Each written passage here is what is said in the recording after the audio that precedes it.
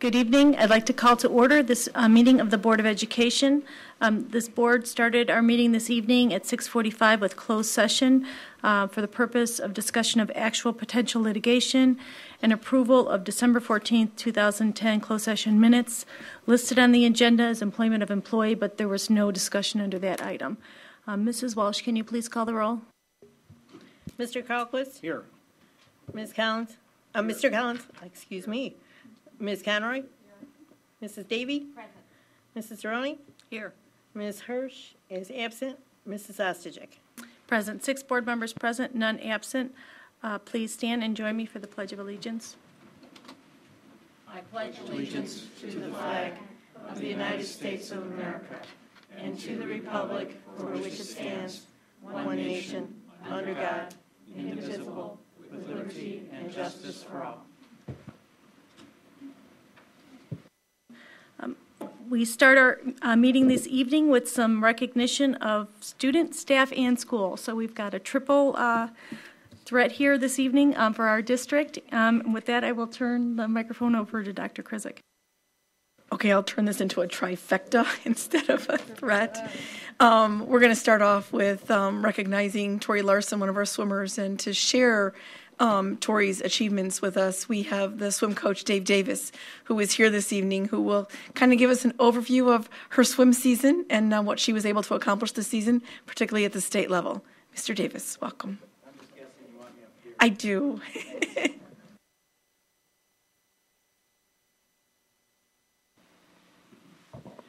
I actually had to write some things down since last year because we've done so many things and broke so many records throughout the year. And probably the most asked question I get from people and from newspaper reporters is, aren't you going to miss Tori Larson? You have big shoes to fill. You have a big hole in your lineup. And the answer is, yeah, I'm going to miss her, but not so much in the lineup. Swimmers, they come and they go. I know I have them for 4 years. The presence on deck, the leadership in the pool, not only from Tori but from all of my girls that happens. Just the effect that she has on the other swimmers and the other students in the classroom is just phenomenal. Yeah, we'll miss her at the meets, not a doubt, but I'll miss her more on the deck and her coaching of the younger swimmers, things like that. Some accomplishments for Tori this year. Make sure I get them all here. She is our record holder for York High School in the 50 and the 100-yard freestyle, the 200 IM, and both the 200 and 400 free relays. Records that have stood for some time now. She's also the West Suburban Conference record holder in the 50-yard freestyle. She was 3rd at the state meet this year in the 50 free, 7th in the 100 free. She finished 15th at the national meet in December. She's also an automatic All-American, which doesn't mean much if you don't know anything about swimming, but that means she finished within the top 50 of all high school swimmers in the nation this year. She's also probably, I'm most proud of, and all of my seniors, all academic and all conference swimmer, and took a load off her mind and her parents' mind this week when she committed to Northwestern and gets to sign in April. I'd just like to thank Tori Larson for being part of the team and part of the community. She's done a great job, and I'll miss her a lot next year. Thanks, Tori.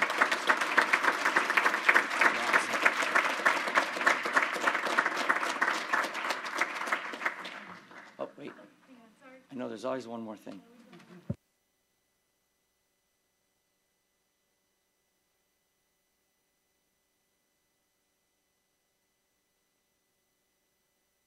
Thank you, and I just want to say on behalf of the board, quick congratulations to Tori and also to Coach Davis for all the hard work. Tori, we've seen you here before. We're thrilled that you've continued to see great success through your senior year, and we will meet your student leadership, but we'd also like to celebrate the cumulative success that we've seen as you develop as a swimmer and have had the opportunity more than once to recognize your accomplishments. With that, I would like to read a proclamation. Whereas Tori Larson, your community high school senior, earned 2 medals in the Illinois High School Association Girls State Swimming Finals, finishing 3rd in the 50-yard freestyle with a time of 23.49, her personal best, and 7th in the 100-yard freestyle. And whereas she is only the 2nd female athlete in the history of York to win 3 state medals, and recently was named to the All-American Swim Team, and as one of the top 100 high school swimmers in the country, and whereas this accomplishment brings pride and prestige to York Community High School, to District 205, and to the community, now therefore be it resolved, the Board of Education and Administration of Elmhurst Community School District 205 express deep appreciation and congratulations to Tori Larson for her outstanding performance in this competition. Congratulations, Tori.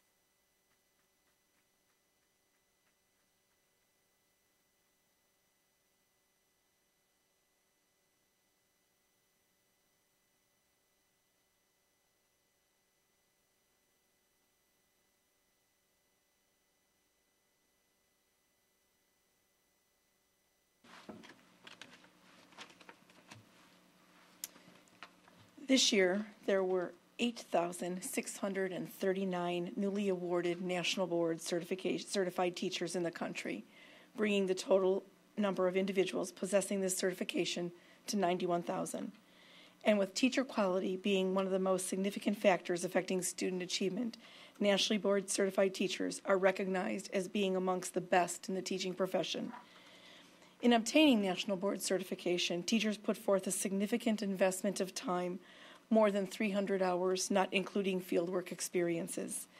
Candidates must provide evidence of commitment to students and learning, knowledge of their subjects and how to teach those subjects to students, techniques for managing and monitoring student learning, systemic thinking and reflective learning about their teaching practices, and participation in and contribution to learning communities. 3 years ago, the Board of Education sought to encourage and support teachers in their quest to obtain National Board certification. Tonight, we are recognizing 5 Elmhurst School District 205 staff members who embarked on the rigorous yet professionally rewarding National Board certification journey. It is not surprising that these 5 individuals pursued this certification. In looking back at their applications, as well as to listening to what their peers and supervisors have said about each of them, I have no doubt they were destined to become nationally board certified teachers. I'd first like to recognize Alicia Bimji. Alicia?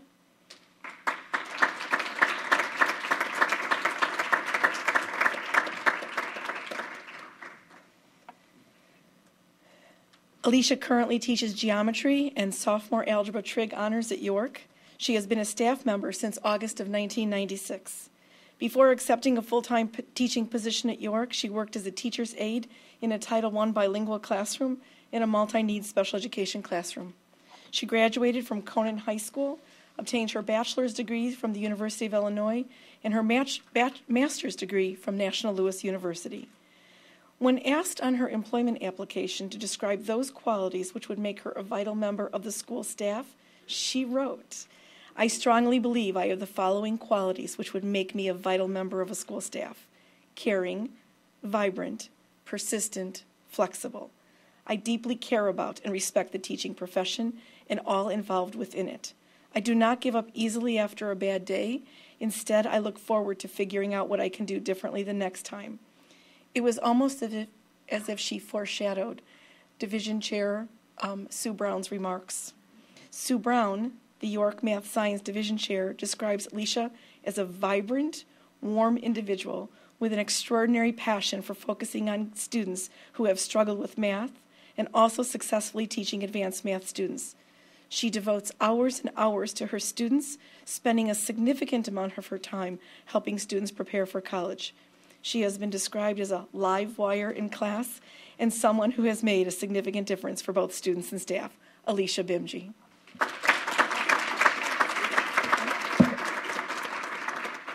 Dr. Sue Brown.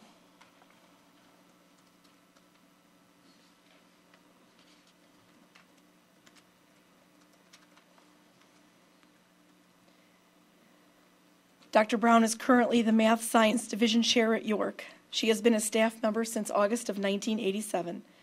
She graduated from Downers Grove North High School, obtained her PhD from Illinois State University, her master's degree from the University of Illinois at Chicago, and her bachelor's degree here at Elmhurst College.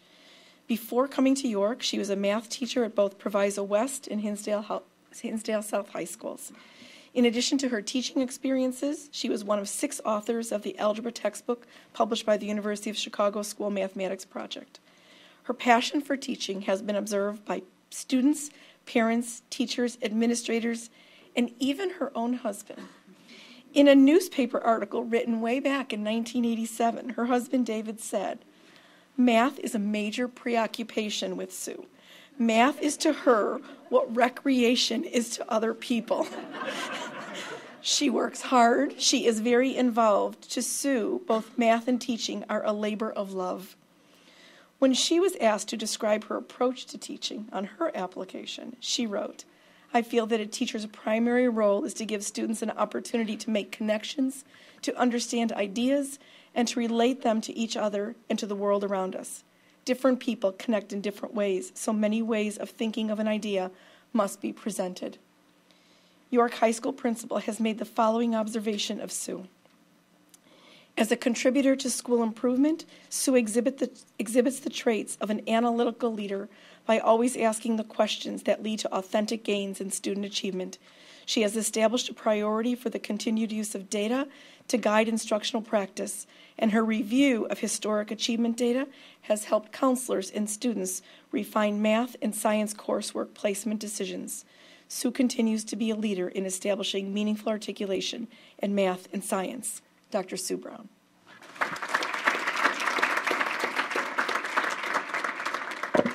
Daniel Hall. We can clap. You're going to see a theme here momentarily. Daniel currently teaches Enriched Advanced Algebra and Trig, Algebra A, and Freshman Honors Geometry at York. He has been a staff member since August of 2006. Before coming to York, he taught math at Barrington High and Valley View High Schools and served as the math team coach at both schools. He graduated from the Illinois Math and Science Academy, earned his bachelor's degree at Illinois State University and his master's degree in math education from Northern Illinois University. When asked to describe the skills or attributes he believed were necessary in order to be an outstanding teacher, he wrote, "In addition to caring about students and the desire to continually try to improve the quality of education that students receive, I believe there are certain attributes that I possess which help me to reach students. First is my passion. I have a passion for teaching that is quite overwhelming in most people's eyes. But sadly for my students, I have one of those obnoxious math teachers' senses of humor that can at least keep my class light as my students struggle through difficult concepts." His division chair, Sue Brown, describes Dan as having a passionate interest in math, with a fire for challenging gifted math students, giving all sorts of creative math insights into his classroom, while being equally devoted to the students who struggle in math.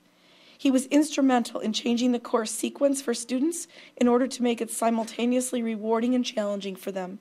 He is devoted to working with other teachers in the department while being active professionally, encouraging the department to be cutting edge, and has a very strong interest in technology. Dan coaches Chicago Math All-Stars, students who compete in math at the national level. Dan Hall.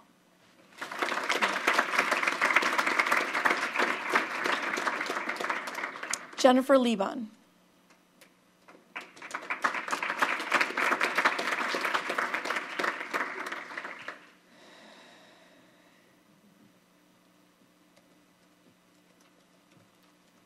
Jennifer currently teaches art at Sandburg Middle School. She has been a staff member since August of 2002. She graduated from Proviso West High School, earned her bachelor's degree here from Elmhurst College, and her master's degree from St. Xavier University. Before beginning her career as an art teacher, Jennifer worked as a special education aide and art room aide in Westchester School District 92.5. When asked what are the 3 things she would want to know most about her students, she once wrote, "The first thing I would most like to know about my students is if they have any special needs above and beyond those of the average student. The second thing I would want to know is the amount of knowledge my students already have about the subject." And she asked the question, what do they already know? And third, the most important thing that I would want to know about my students is what kinds of interests they have. If I know what interests my students have, that I can better motivate them in the classroom.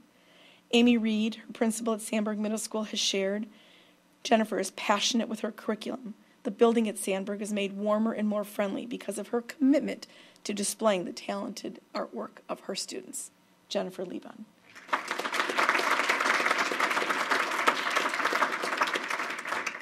Karen Staley.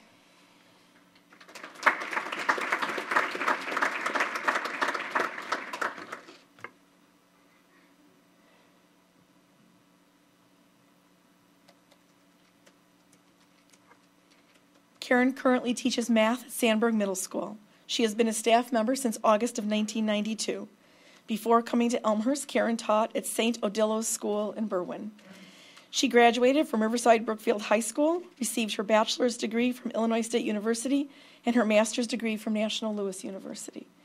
When asked on her application how she would evaluate her own progress and growth in striving to be an effective teacher, Karen wrote, "By setting clear yearly goals, I monitored my own growth in striving to be an effective teacher.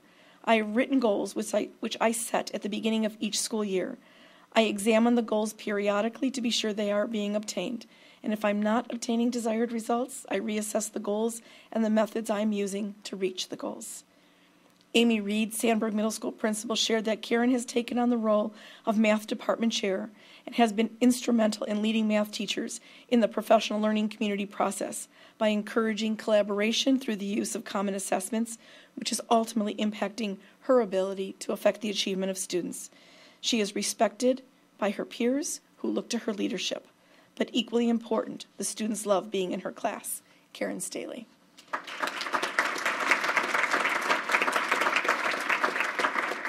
Our 5 nationally board certified teachers. Another round of applause.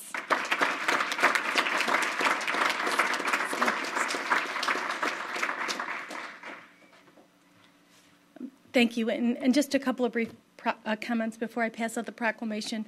Dr. Krizik, I wanted to thank you for giving us a little bit more insight into these teachers. When I was reading the requirements that it takes to become nationally board certified, I'm thinking, okay, you got a full-time job, you love our kids. I mean, what makes you do that? And I mean, this is a great example of the passion that we have with our teachers and the energy, and we thank you as our district and on behalf of our children too for all the different ideas. And I think passion was a consistent theme that maybe was not said for every individual, but it was demonstrated in what you've brought to our district. So again, on behalf of the board, I'd like to thank you, and with that I'd like to read a proclamation.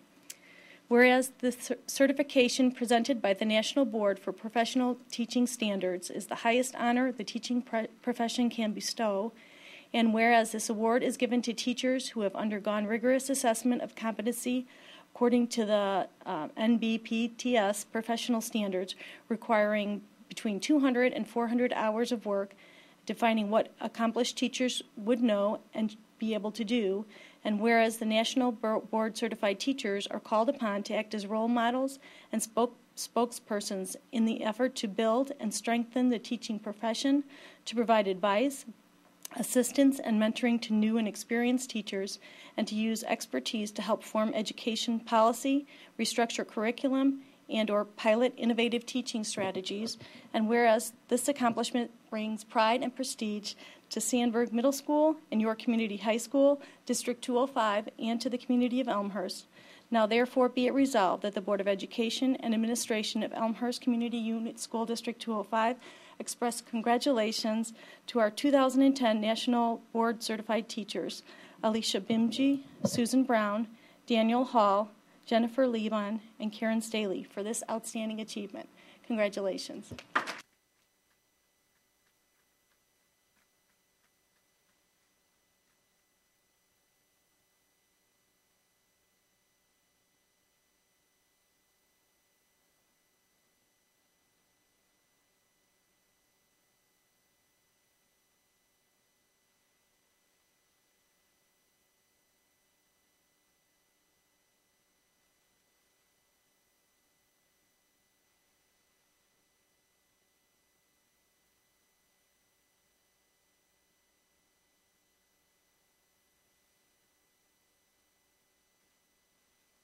The Blue Ribbon Schools program dates back to 1982, when Secretary of Education Terrell Bell commissioned a study of American education.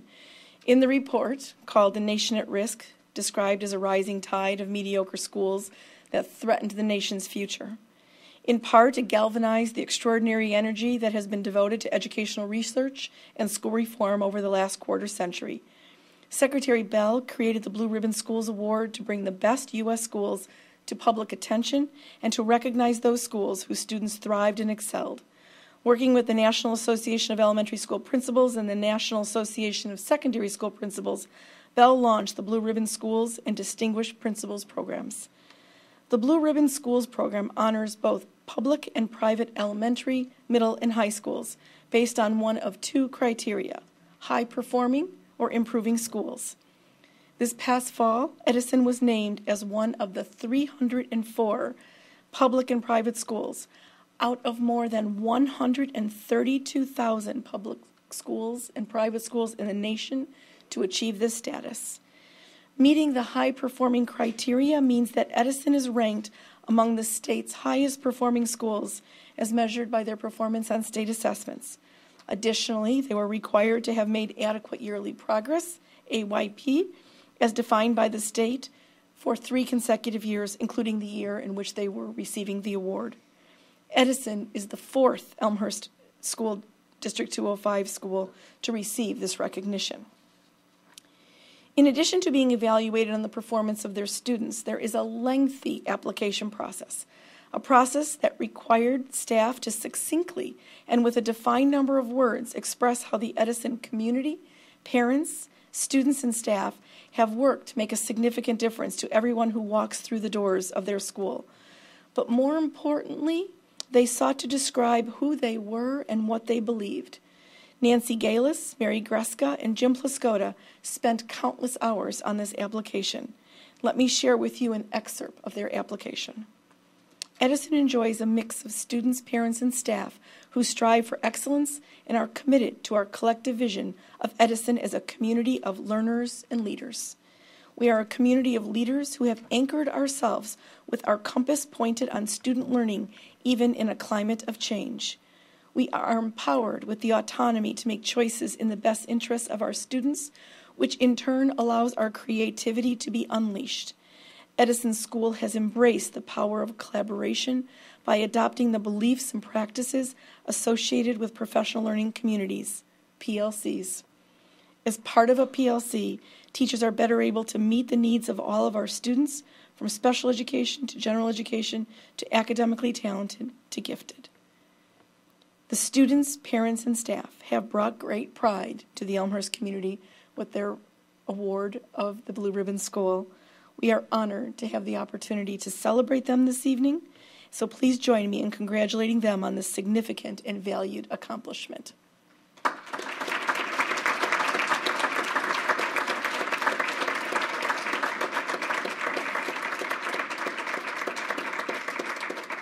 And at this time, I'd like to have Edison School Principal Jim Plaskota come up here and say a few remarks.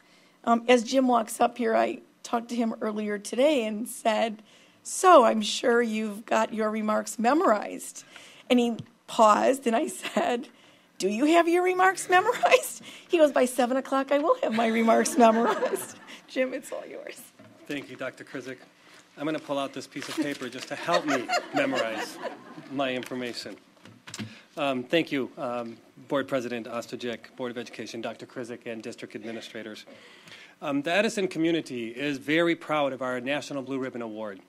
And this achievement is an entire community award for our students, our staff members, our PTA, our district administrators and board members, and the Edison staff members that work every day at Edison School.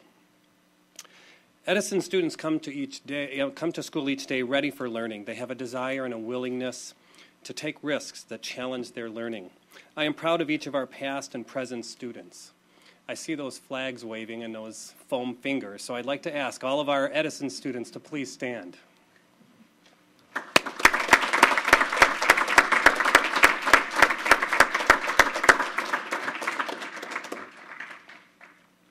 Parents are supporting our schools, and they unconditionally support us each day. They ensure that their children are ready for learning. They are properly fed. They have the appropriate amount of sleep, and most importantly, they instill the value of education into their children for education. Thank you, Edison parents. We appreciate your help and support.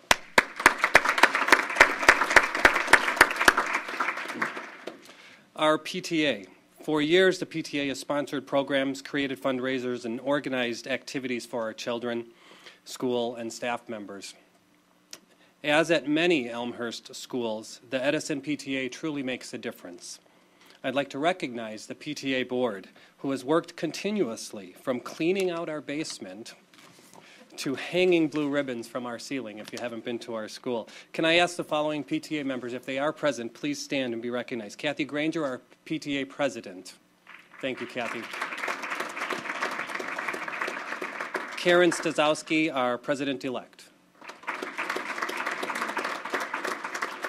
Teresa Espinoza and Mary Beth Moore, our vice president of fundraising.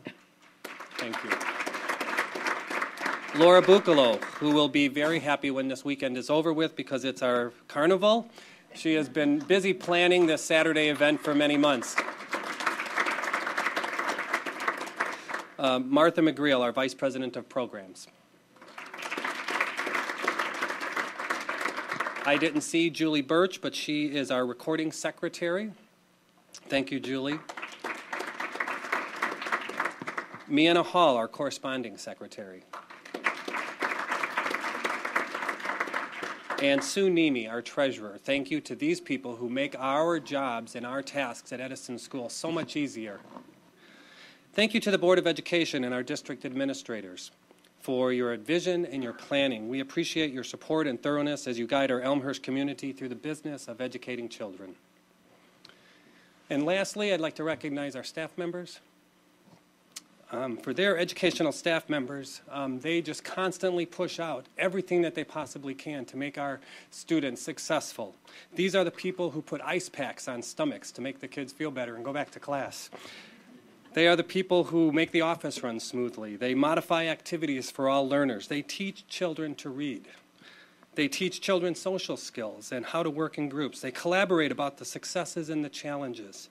They are themselves constant, lifelong learners. They give students the opportunities for academic success. I am proud to be leading this group of dedicated professionals. Can I ask those staff members to please stand? Thank you. I've shared the accomplishments that represent the entire Edison community. We are a community of learners and leaders. Thank you. Have a great evening. And always remember, students, to be kind to one another.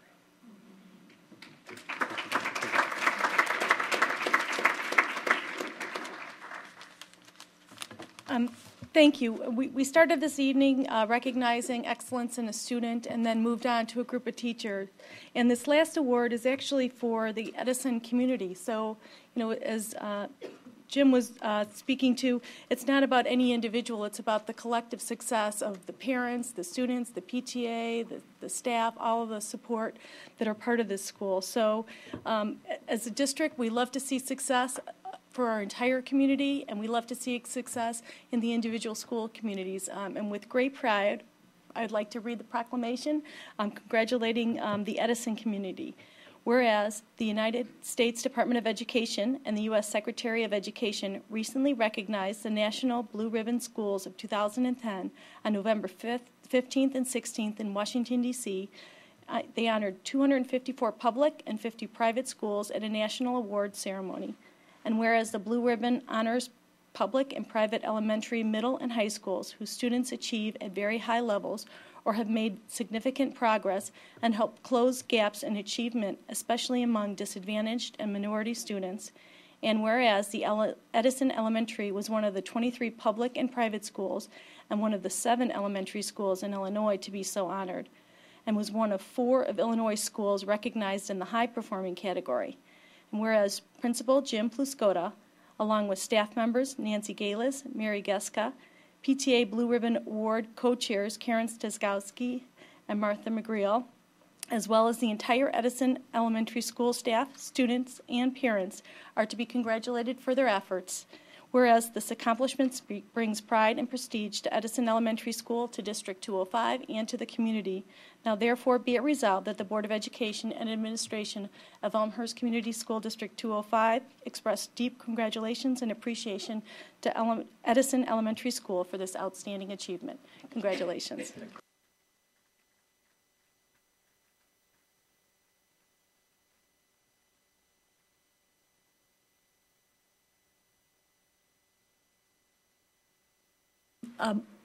That is our last recognition for the evening. So with that, we'll take a few-minute break. And if any of the individuals here for that portion of the meeting want to exit, you can do so now, and you're welcome to stay for the rest of the meeting.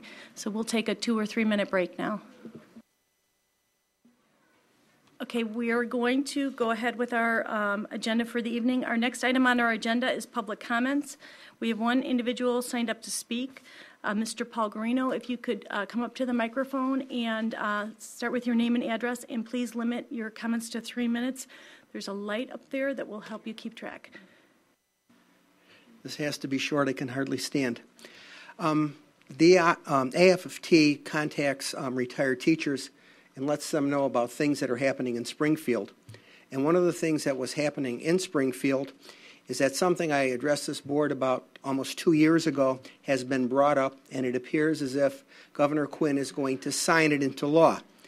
And basically what it says is that within every building, every school building, there has to be somebody who will monitor diabetic children, and if they have an insulin problem, test their blood and then inject the insulin into them. And from what I understand from the AFT website, this is another one of those non-funded mandates. So I don't know if any of you know anybody who's a diabetic, but insulin can spike, it can drop. I mean, insulin dependency is a terrible thing to have to live with. And I think that I've already contacted Mr. Riboletti and told him that, when this thing comes up, I'd like him to vote no. And I think that this Board of Education, should take some kind of a position, either supporting somebody in the building giving insulin injections or saying we don't want somebody in the building to be responsible for something that important. Thank you very much. Okay, bye-bye. Thank you. We will move on with our superintendent's communication. We have 2 items on our agenda. The first is the building envelope report and the updated 10-year capital plan. Dr. Krizik. And I'm going to turn over the introduction of this next report to Ms. Pat Masterton.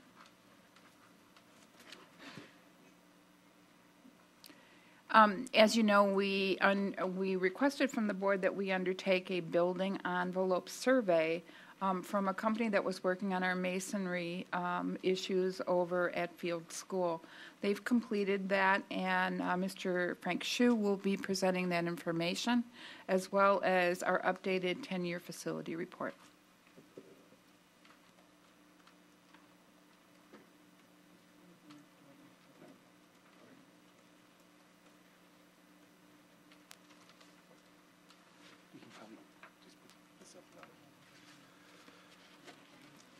All right, thank you for giving me some time to explain to you the reports that you saw in your packet and to put them in the context.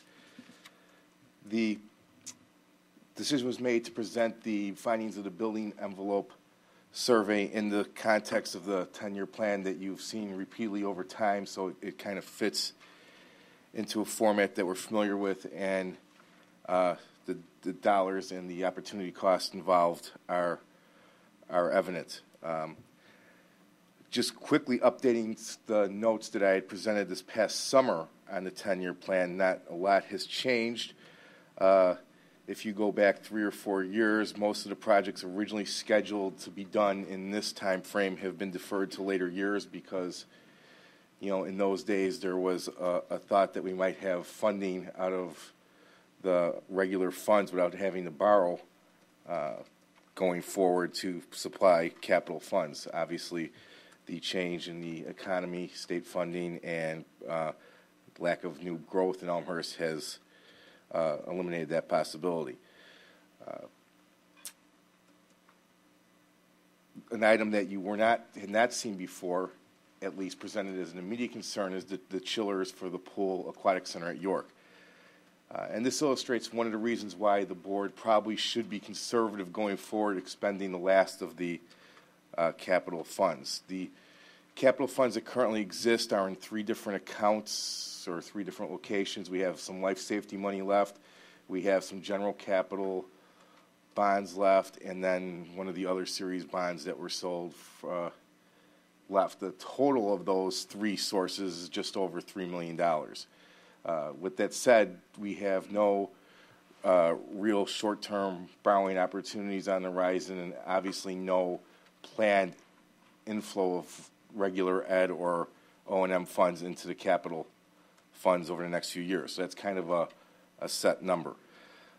With that said, many items like replacing chillers and some of the buildings that have started to reach the 10 or 12-year-old point have been bounced out, and that's fine where they last. But the thing we need to keep in mind is what will, the failure at York shows us is that it does allow for the potential for us to have a failure that we can have to replace without choice. And that's what's occurred at York. The chillers for the Aquatic Center have failed. We will need to replace them before the change in weather. The budget number on that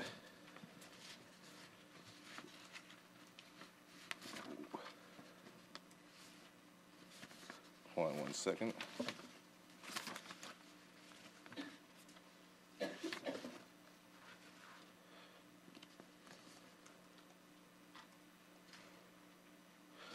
Is $75,000, and it'll probably be completed for slightly less than that.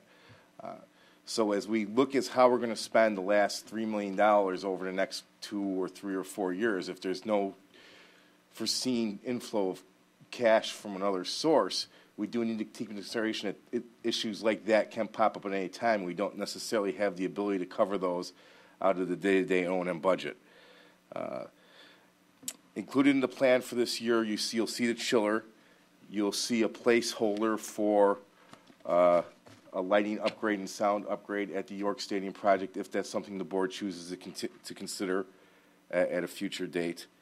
The other immediate recommendations revolve around the building envelope report. So without further ado, I'll address the report. The report was 3 binders in length. What you received was the executive summary and the detailed version of the Lincoln.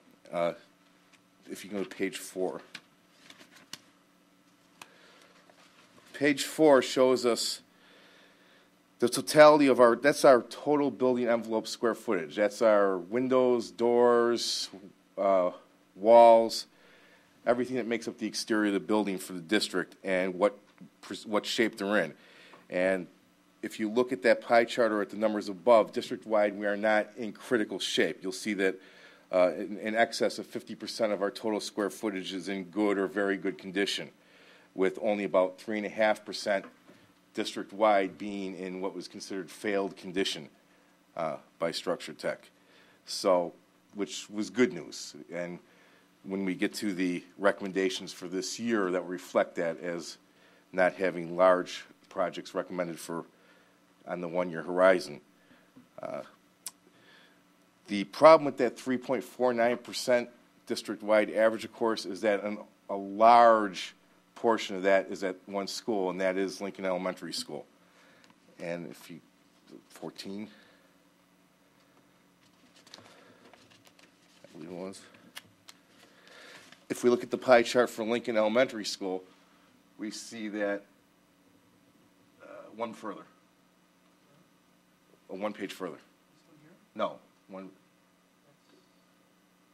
Is there, if one page? Sorry.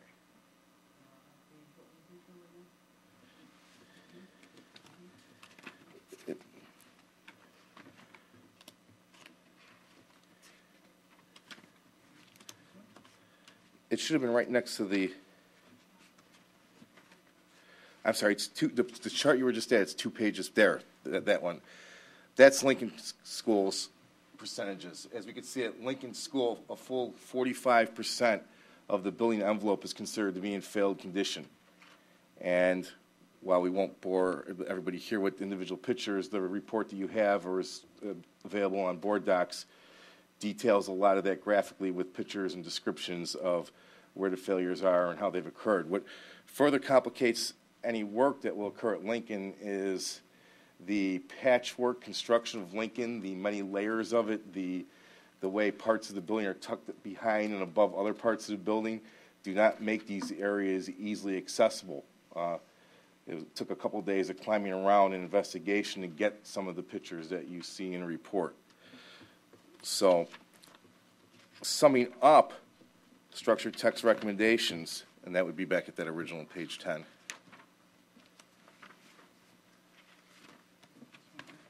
Correct. Structure Tech had made recommendations for each of the next 5 years based off of the issues that they had outlined. And like you have a very detailed multiple-page list at Lincoln for issues and problems, there is an equally detailed version for all the schools. And I can share it with anybody who's interested in the information. I just didn't think anybody wanted 500 pages scanned for this particular document.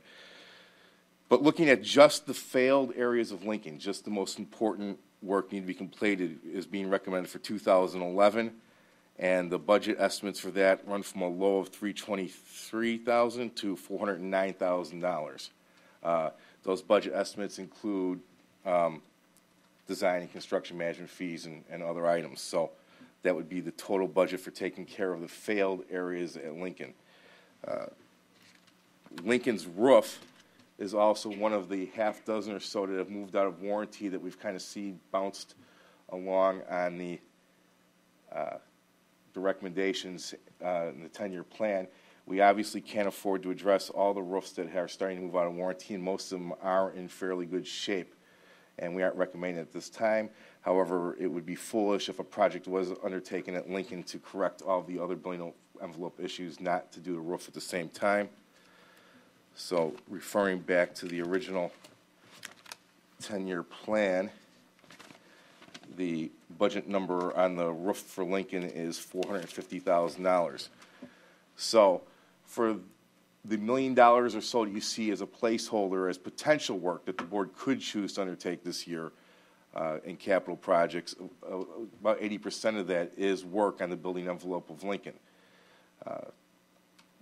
Lincoln could theoretically be deferred for a short amount of time, but it can't be deferred for very long.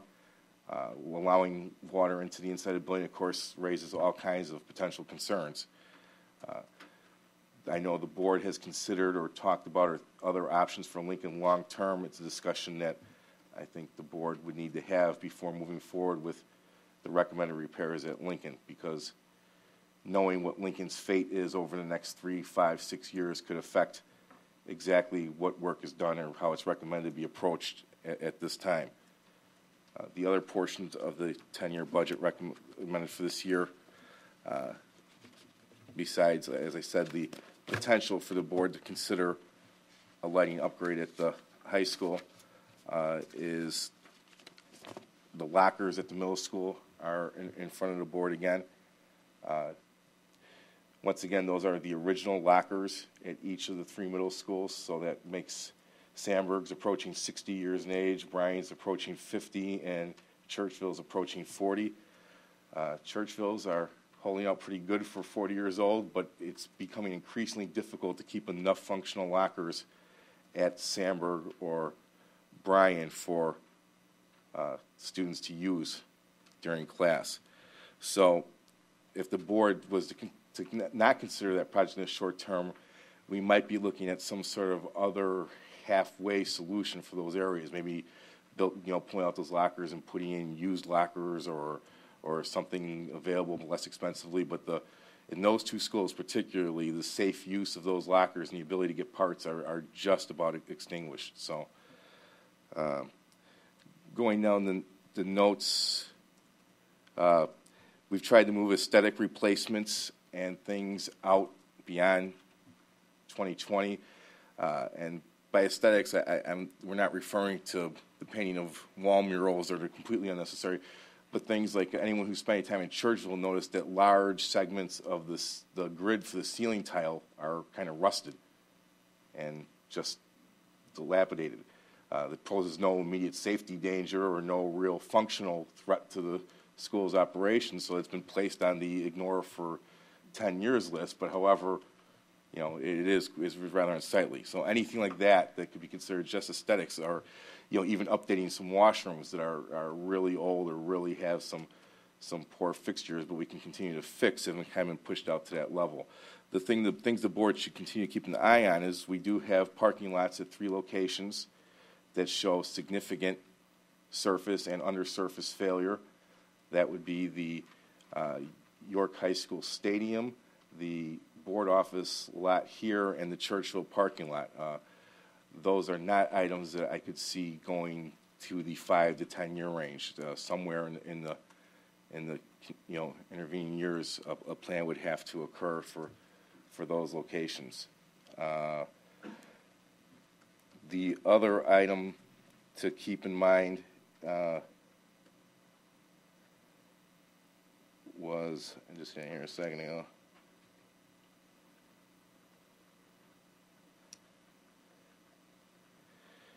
Besides the building envelope, on the HVAC front, as I pointed out, you have the failed chiller at the high school. I think it's important to keep a significant chunk of the $3 million we have left in reserve, not just for cash balance reasons and for other reasons that the board might choose to do so, but we do have other, air conditioning was kind of a new item to this district about the same time. So, all those chillers have that potential to have yearly failures coming out now over the next 2 to 5 years. So many of the buildings, all the buildings that had the sound issues and where we received money from the airport were all air conditioned around the same time. Their chillers are all around that same age. The other thing that we did, many of our schools switched over to the packaged boilers all around that 6 to 10 years ago range. Those boilers have a 10 to 15 year life expectancy. If they start to fail in 2s and 3s, they aren't nearly as expensive as an old boiler, so it's probably something that could be done out of the O&M budget. But if we start seeing, large failures or start to need to plan for a larger scale replacement of that, I would bring that to the attention of the board as a capital outlay. Churchville would be the other school that I would say overall the board needs to have some discussions among themselves about the long-term vision for the school. The plumbing inside of Churchville is in need of serious attention and upgrade. It shares that characteristic with Madison, but if that project were ever taken under at Madison, it'd be a much smaller scale and less expensive project. Churchville has some other water and building envelope issues. Churchville has the most out-of-date HVAC delivery system of any of the schools. It is not compatible. Its building automated system is not compatible with the rest of the schools. We can't control it off-site or schedule it with the efficiency we do elsewhere. The software that runs it literally only can be serviced by one guy. At this point, the company's been out of business for a number of years. If he were to retire or pass away, we would really have an issue with maintaining the automated system at Churchville. And Churchville does have some of the older boilers in the district, the old type as well. So once again, too, when you glance through the 10-year plan and you start to add up in your head the dollar values on the things that we're looking at Churchville on the horizon, the question starts to come in: is that something that needs to be part of a larger vision of that school?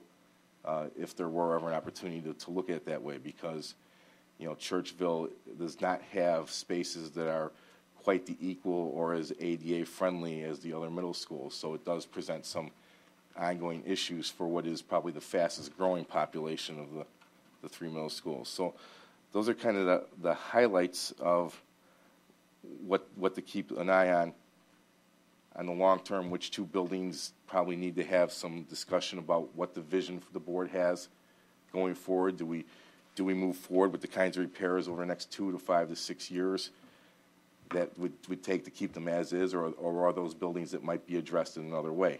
I know in this financial climate, it's not exactly a question with an answer. Then the only other thing to keep in mind is we are just 3 years out from our 10-year life safety survey. That doesn't necessarily mean that we'll have a whole lot of borrowing capacity at the date that the survey is completed. The survey would certainly include some of the items that we've already been keeping track of and identifying in this, but as I pointed out last summer, it's likely to contain some surprises or some things that are found or noticed that we didn't know about before. Those are items that we would have a commitment to fix over that 10-year period.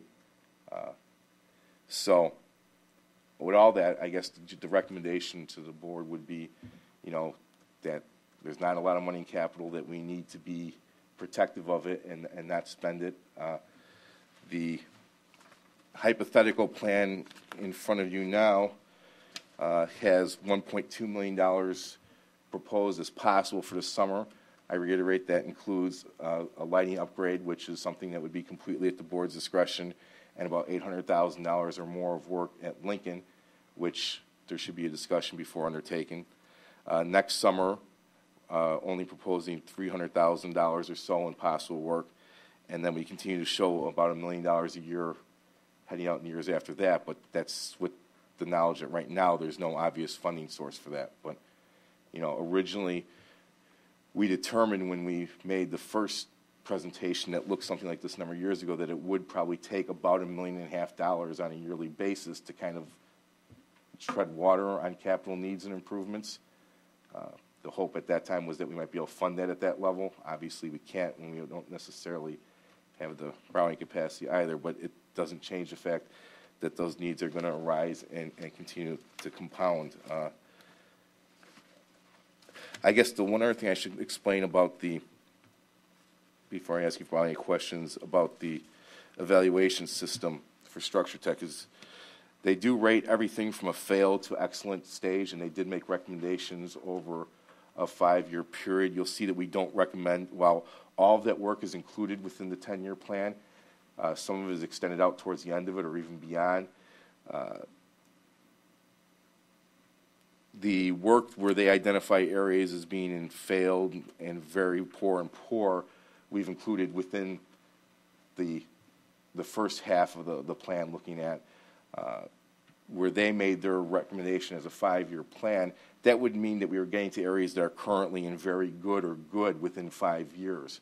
And while maybe in an ideal world that kind of preventive maintenance would be, sought after, we are not able to maintain any other portions of our plant or facilities at that kind of vigilant level. So I think it would be foolish to spend all of our capital dollars over a 5-year period on building envelope when we have the plumbing issues and the HVAC issues and some of the other things out in front of us. So when you glance through the report, or if anybody cares to or wants to see the entire report, you'll see there's areas of buildings that were new in '96 that by the time we get 5 years out, they're saying, well, we could be spending some money on preventative tuck pointing and doing some resealing of windows. The truth is we've never tuck pointed or sealed windows on a 10-year cycle and aren't funded at a level that would be likely to happen. So I guess from there, if there's any questions. Mr. Carlquist. Thank you, Mr. Shue, for the report. I mean, we're in a situation clearly where the district needs from a physical infrastructure are exceeding the resources that we have available to address all the things that you've outlined. It means we need to continue to be very thrifty in the decisions that we make in terms of what gets addressed. And clearly, as you pointed out, there are certain needs that are compulsory, like when there's a system failure someplace, or if a leak occurs, we have to tackle those things first. And I think the approach or the general strategy that you've outlined, if I understand sort of the recommendations amongst the facts that you've outlined, I think are right on the mark, which says first things first, and the other things, again, let's pace over time. My question is if you could elaborate a little bit on the life safety, because if we take what's outlined in the building envelope study and the total capital requirements, if the board were to tackle all of it, which we know we cannot, and never mind any major capital projects such as tackling a major rehab of a school, the life safety work in its own right in 2013, do you have any estimate as to what, or a range to what that could come in at? Or in the absence of that, because I know you're trying to anticipate what some of those needs are in capital projects that are being addressed now and what's in this plan, do you recall offhand what the scope of the size of the last 10-year life safety project list was, as some way of being able to frame what the district could expect? Putting numbers on it would be obviously just guessing.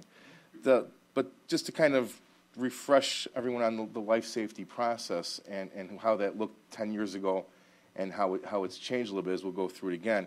I would not expect our needs to be nearly as extensive as they were coming out of the last 10-year report for a couple reasons. One of the things that we've done is we've continued to identify life safety issues in the ongoing 10-year report that I've updated yearly instead of waiting to do on a 5 or 10-year basis. And many of those, because we had some construction and other projects going on, we've been able to identify and address. That would be first of all, and that included a complete walkthrough with Bob Litvan, who was the life safety architect specialist from White about 4 or 5 years ago, where we identified what looked like, and are on this plan, what looked like life safety items at that time. The other thing about the life safety process is, you're hiring that set of eyes to come in and look at things and find some outstanding needs that you might be missing, and that's valuable, and they will find some. But there was a time where some school districts in the past, when life safety operated a lot differently and it changed the way you could borrow money,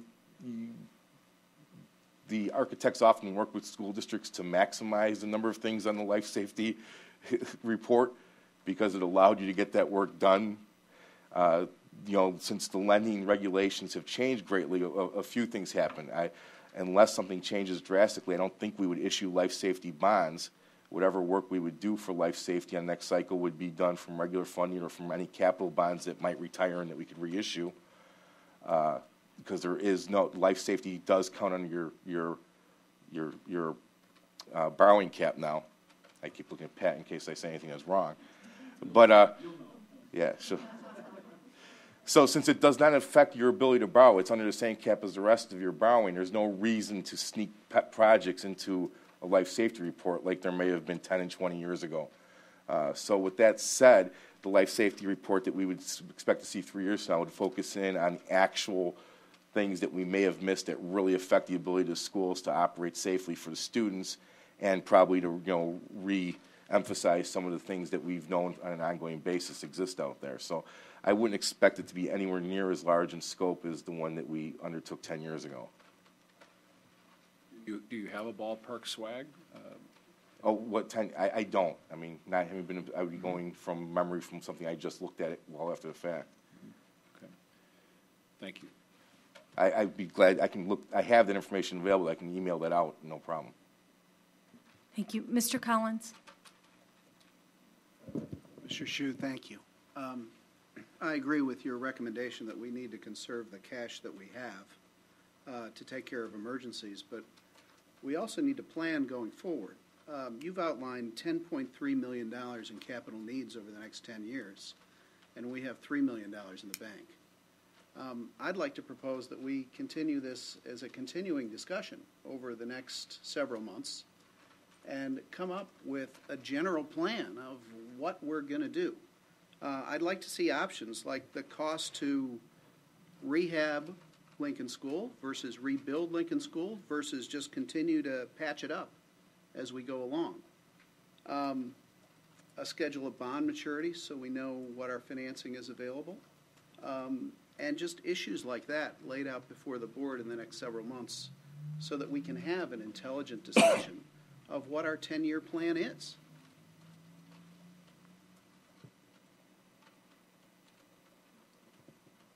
I guess that is a request, so we're going to ask Ms. Masterton if you can just respond as to what you think we'll be able to have over the next several months to formulate a more informed discussion on this. Well, I think we certainly can give you, when our maturity on our bonds are, what's going to be going forward with that. I know that the last time that we looked, which was a year ago, we basically got information that we really would have no borrowing power under the caps without referendum for another 9 to 10 years. So that would mean a referendum, and certainly there wouldn't be enough borrowing power for this kind of major work $10 million or $7 million or however the difference between the 10 and the 7, plus the possibility of a new school or rehab school without a referendum. So for sure, that's the way that is.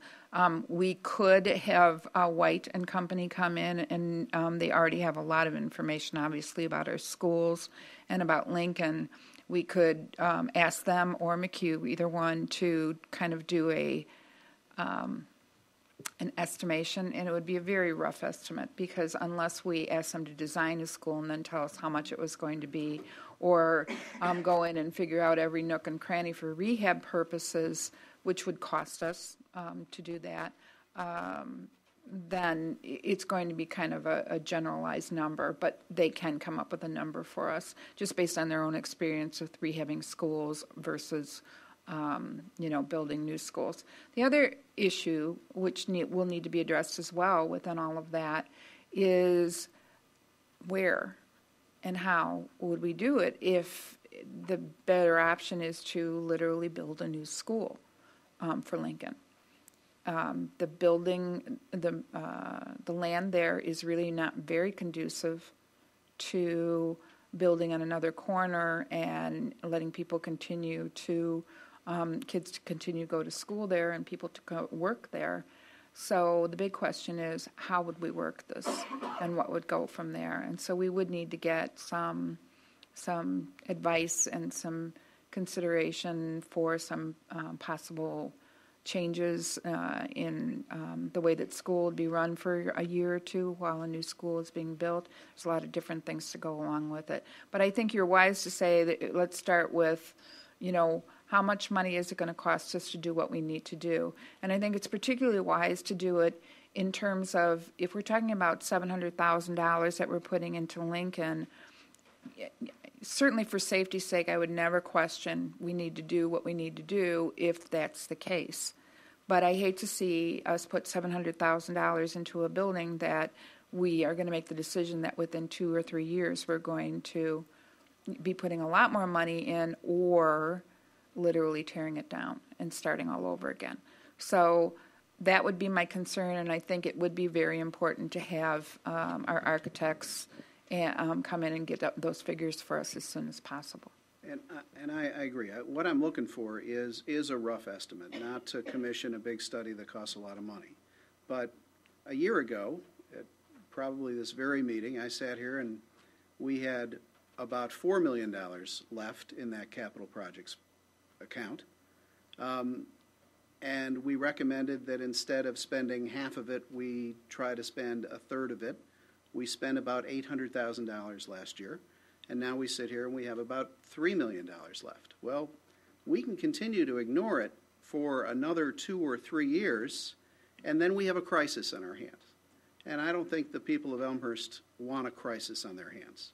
So let's address it now. Let's come up with a long-term plan and include the community in our situation and our plan to address it.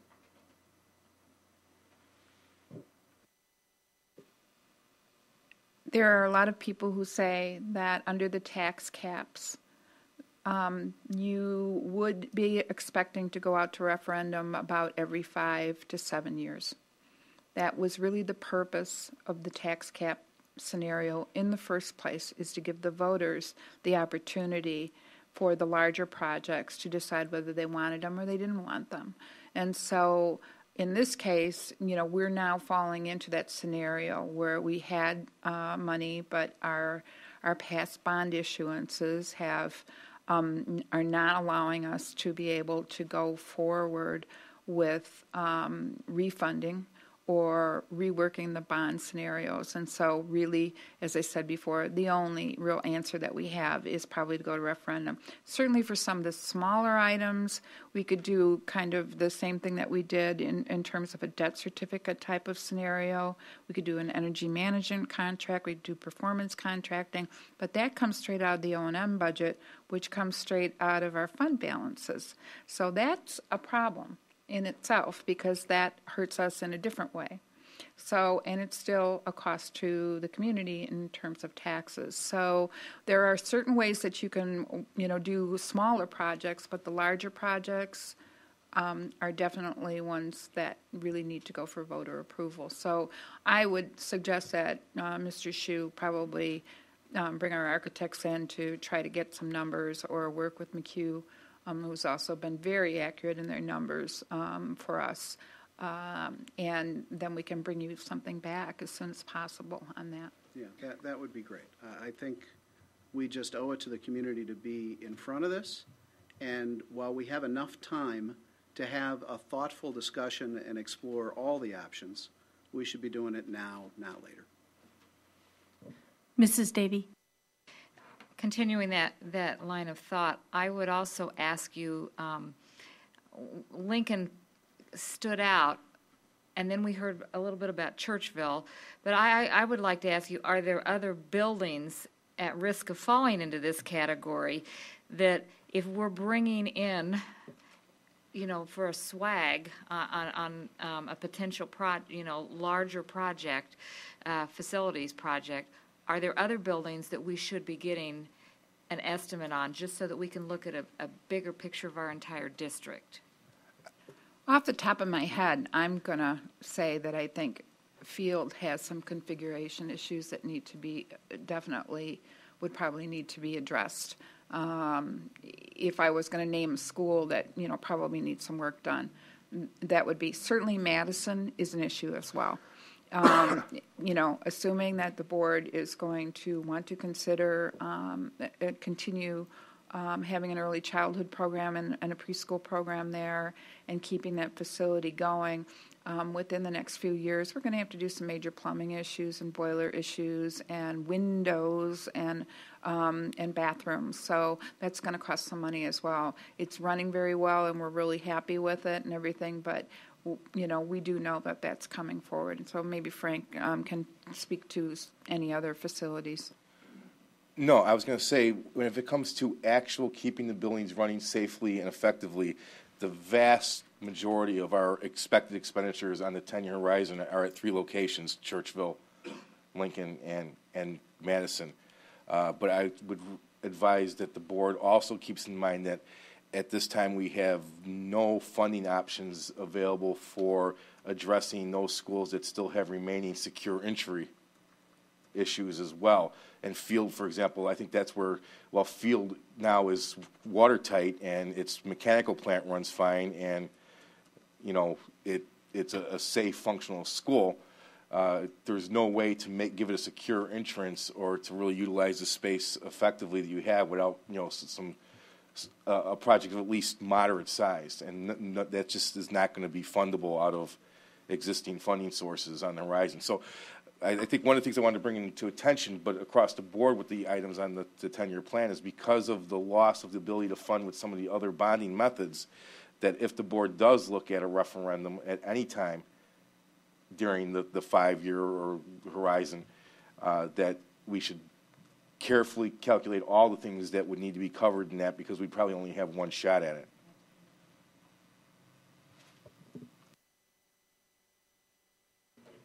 Mr. Hsu, could I just ask for clarification? I think the report does a great job of laying out the specifics of the findings of the study. When we speak about the failed exterior walls, we're not talking about walls that are going to be falling down. We're talking about this explanation talks more about you might have heat loss, things like that. Can you really just clarify and make sure we understand when we're talking about a school that has almost 50% that are in that category, what that really means as far as the safety factors of the building? Right. I guess there's 2 points I should probably clarify there. First, directly to your question, they're going to list anything as failed if it's a portion of the building where it's clearly letting the inside out or the outside in. So anywhere where you have actual gaping holes or failing mortar or seals on windows that have started to fail to the point where water is actually getting inside the building, that's going to be considered failed. A poor condition might be where you're seeing spalling and some damage to tuck pointing into some of the brick in some of the areas, but you haven't actually lost your water seal yet. So that'd be the difference between failed and poor. To speak to what happens to Lincoln if the board goes through an exercise and says that we definitely want to address Lincoln on a large scale and our time frame is 2015, and I'm just making that up. You know, are we leaving a building in failed state for 4 years? That would be the question. The recommendations here to spend roughly $400,000 addressing those areas is the cost of doing it right. It's the cost of fully removing damaged bricks. It's the cost of tuck pointing everything, grinding completely. It's the cost of completely replacing windows where the seals have faced or failed, and things of that nature. If the direction from the board was a 3-year fix, you can keep the water out for 3 years for a number much less than that $400,000. You're just out there with caulk. You're out there with some mortar that you're just putting over the top of things. You're not stopping some of the long-term failure to the brick and to the facades of the building, and you're not making you're spending money that you know is only going to last a few years. So on one level, you're kind of throwing it out the window, but you could keep the building from floating away, if you will, for considerably less than the $400,000. The $400,000 is the price to do it right. That's the price to where you don't need to go back and touch that part of the building for another 10, 15 years or better. So. Thank you. I will say you jumped into my next question, which was if we were to look at this from a bigger picture perspective, so there would be a cheaper way to look at that. And so I'm going to agree with Mr. Collins' comments. I think that we need to really look at our options for Lincoln. The school is 95 years old. We know that there's, within the school it's not a particularly efficient flow. And if we're going to be sinking this kind of money in, we should be really looking at, should we be band-aiding this, or should we be coming up with a long-term solution for that? I also agree we need to be cautious with our funds, but for the most part, none of this stuff is, we're not talking about making any super fancy changes to our school. This is the guts, the buildings, the air conditioning, the roof, the plumbing. I mean, these are things that are not in our normal operational budget. Regular maintenances, major capital replacements aren't part of the regular funding that we would expect to receive. So, we can't put this stuff off indefinitely. So I agree that we need to come up with a plan to say, how are we going to address this? Because $10 million is what's on the table right now. And Mrs. Davy, as you brought up, what's the next one that's going to come on? These are really the immediate needs that are currently identified. So I would agree that that's something that's critically important, that we look at the options for Lincoln, figure out what makes sense this year, only as it relates to what the long-term plan is. And so if it means making some short-term fixes to keep things going but you can only do that in conjunction with the bigger plan. So more comments than questions. Mrs. Conroy. These decisions are so important to the future of our district, and we have so many things on our plate right now.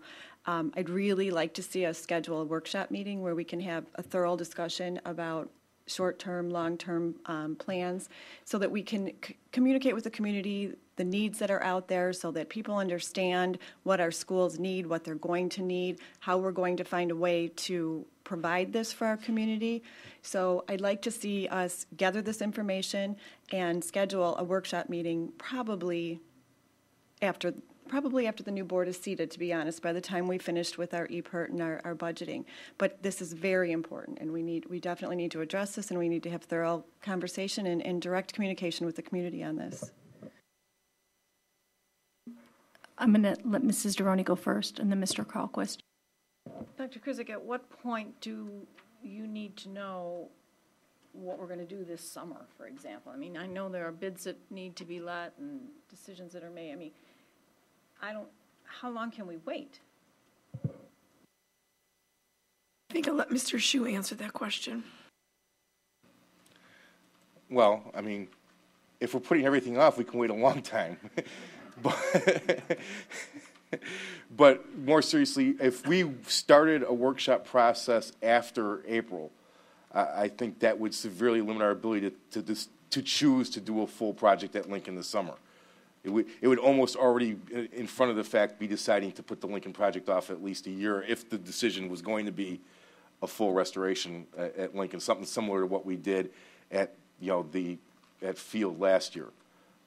That's this process that needs to be designed and scoped and documents put out and bids done, and if to get competitive pricing and not be out on the street begging for someone to take the job, we wouldn't want to be in a position of starting to put that work together in May. So if we were going to start a process, then I think we'd already have been making the decision to Band-Aid the worst of Lincoln this year and make decisions going forward for the year after. I'm going to make a stab and say that that based on everything that we have, the earliest that we'd probably be able to do this is April. And honestly, I have a lot of reservations about putting an excessive amount this summer of our capital projects money, only because, and I'll be getting up there in a minute and talking about the CPI and our presentation on money, and also because I do think that it isn't just the condition of Lincoln that makes it possible or important that we need to move forward with something for it, but rather, I mean, on the exterior, but also on the interior and what can be done in the classroom. I think the Lincoln community has been wonderful about dealing and working around an old building that wasn't made for the kind of education that is in 2010 and 11 and 12 and on from there. I know that. I know. Oh, I know it's 2011. So, but I think there's a point where you have to say, okay, they need a modern building. They need a more modern building. They need to do some things for this building.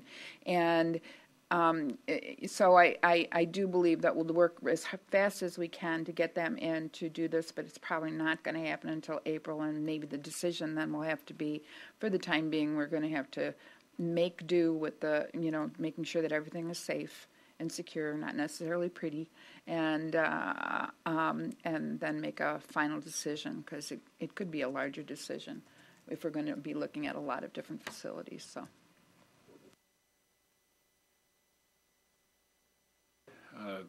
There are a lot of thoughts spinning through my head. One comment I was going to make was keying off something you said, Mrs. Osijek, which is I think it's important to acknowledge, because this question comes up often from community members about really the district's practice relating to budgeting and capital projects, and that is that the school district is not just District 205, but I think all school districts budget, as you pointed out, for maintenance and repair kinds of items that get done, and we call them the summer projects lists and the like.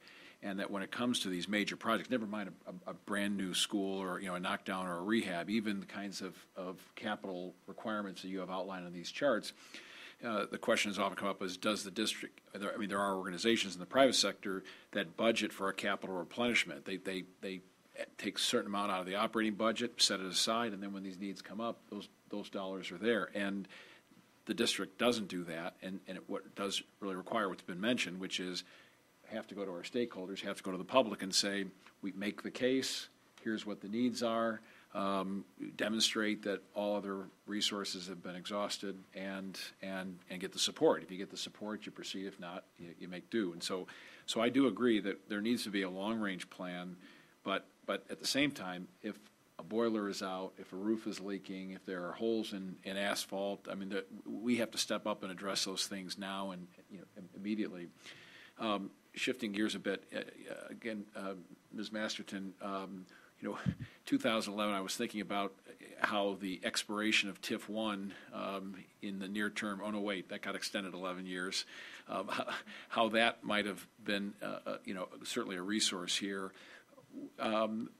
Is part of this longer range planning. So as we look at 10 years on capital needs, if we look at a 10-year life safety that starts in 2013 and goes out, one of the things I think that would be very helpful to map out is what, if any, anticipated revenue, albeit back to the operating budget, but revenue increases could be projected related to existing TIFs. And I bring that up in part because of those are revenues that could address projects like this if the community and the board is aware of what the timings are, but also because there's discussion now of incremental TIFs across the community, and I think we're going to have to tackle that which exists right along with that which might come online downstream. I can speak to the 1 or 2 TIFs that are closer to expiration and say that right now they're very small and would not probably bring us very much in income whatsoever, particularly the one up by Superior Ambulance up on Lake Street. A request has been made or discussion has been had about that TIF and release of the properties that have reached their potential. A majority of the properties have not reached their potential in there, and with this economy, it's probably going to take a while. I would love to be able to do some projections, and I'll try, but with the volatility of this economy and what's going on, it's going to be really hard to say. Certainly, we can look at TIF 1 and say, here's what's going to happen in 8 years' time, and have a fairly good idea unless we see any more plummeting property values. So we'll have some idea, and I don't think that's going to happen too much anymore. But the other two are really really difficult to tell what's going to happen with them.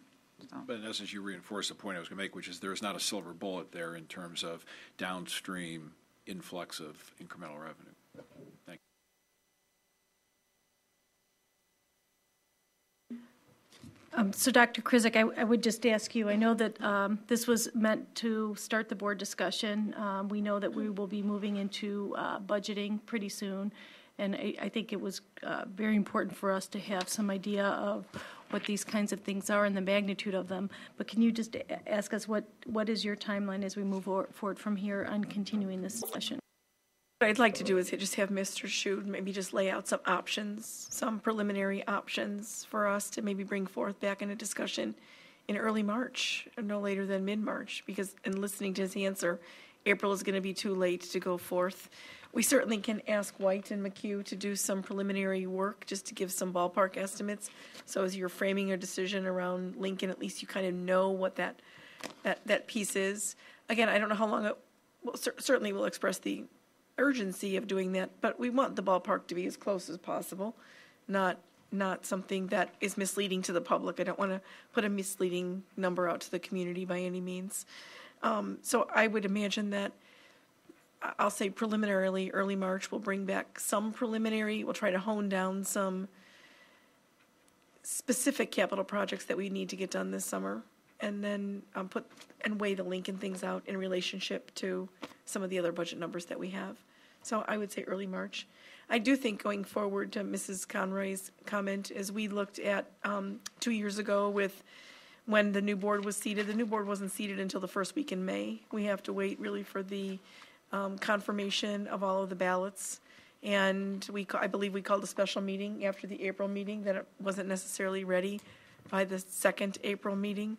So I think to push, there are major decisions that have to be made forward, but you've got some immediate decision making to be done. It's going to be this board that's going to be making some short-term decisions before some long-term planning decisions will be made by the next seated board. So we'll come back again in early March. Can we do that, Mr. Shu? Yeah, I believe early March you'll have the completed RFPs for lighting, which could be presented at the business meeting in March as for an up or down. And really the only guidance that we're looking for, if you look at this year spending in capital, was the Lincoln numbers and a decision on lockers at the 3 middle schools. So we're not talking about a large amount of money. And then the only last thing I'd like to point out again in Lincoln is thumb through the plan too. It's not just the $800,000 that we are on the line for building envelope now, but when you look at the failure of the interior downspouts, the domestic water supply, the steam boilers, if you look at all the items on there for Lincoln, the dollar value of it's a big chunk of that $10 million that we've been referring to. So. Thank you. We appreciate the time you're putting into this report and keeping us updated. With that, we'll move on to the next item on the agenda, the fiscal projection. Dr. Krizik? Last year, as you know, our sequence before we made any presentation with regards to potential budget reductions began with a process by Ms. Masterton giving you some updated budget projections based on the new CPI figure that was released in December. The December CPI year over year was 1.5%. I'm stealing her thunder again. What we're really doing this evening is this is really laying the groundwork for the meeting that we're having on February 8th when we frame out for you some issues related to where we potentially need to make our reductions. This evening, I do believe, just as a prelude, Ms. Masterton will probably get you to a point, steering you in a direction of what she think might be some budget reduction numbers that you're going to need to take some serious consideration with. And so this is the first part of the process.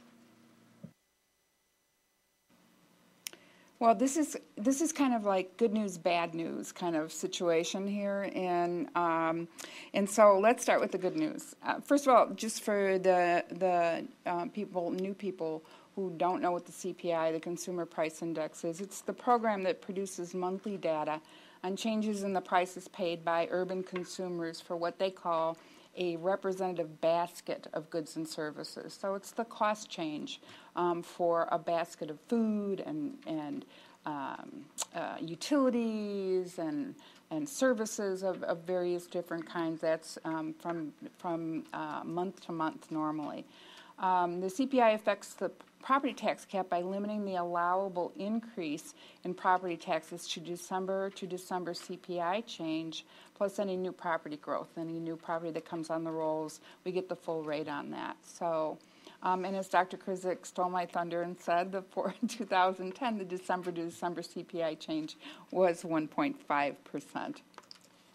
The 2010 CPI affects school property tax revenue actually in 2 fiscal years, 11-12 and 12-13.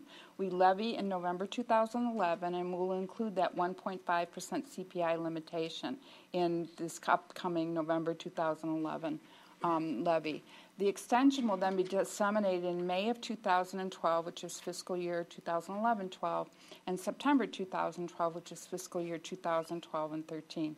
It's important that you see that so that you understand how our long-range projections are going to fluctuate and which years you're going to see the effect of that.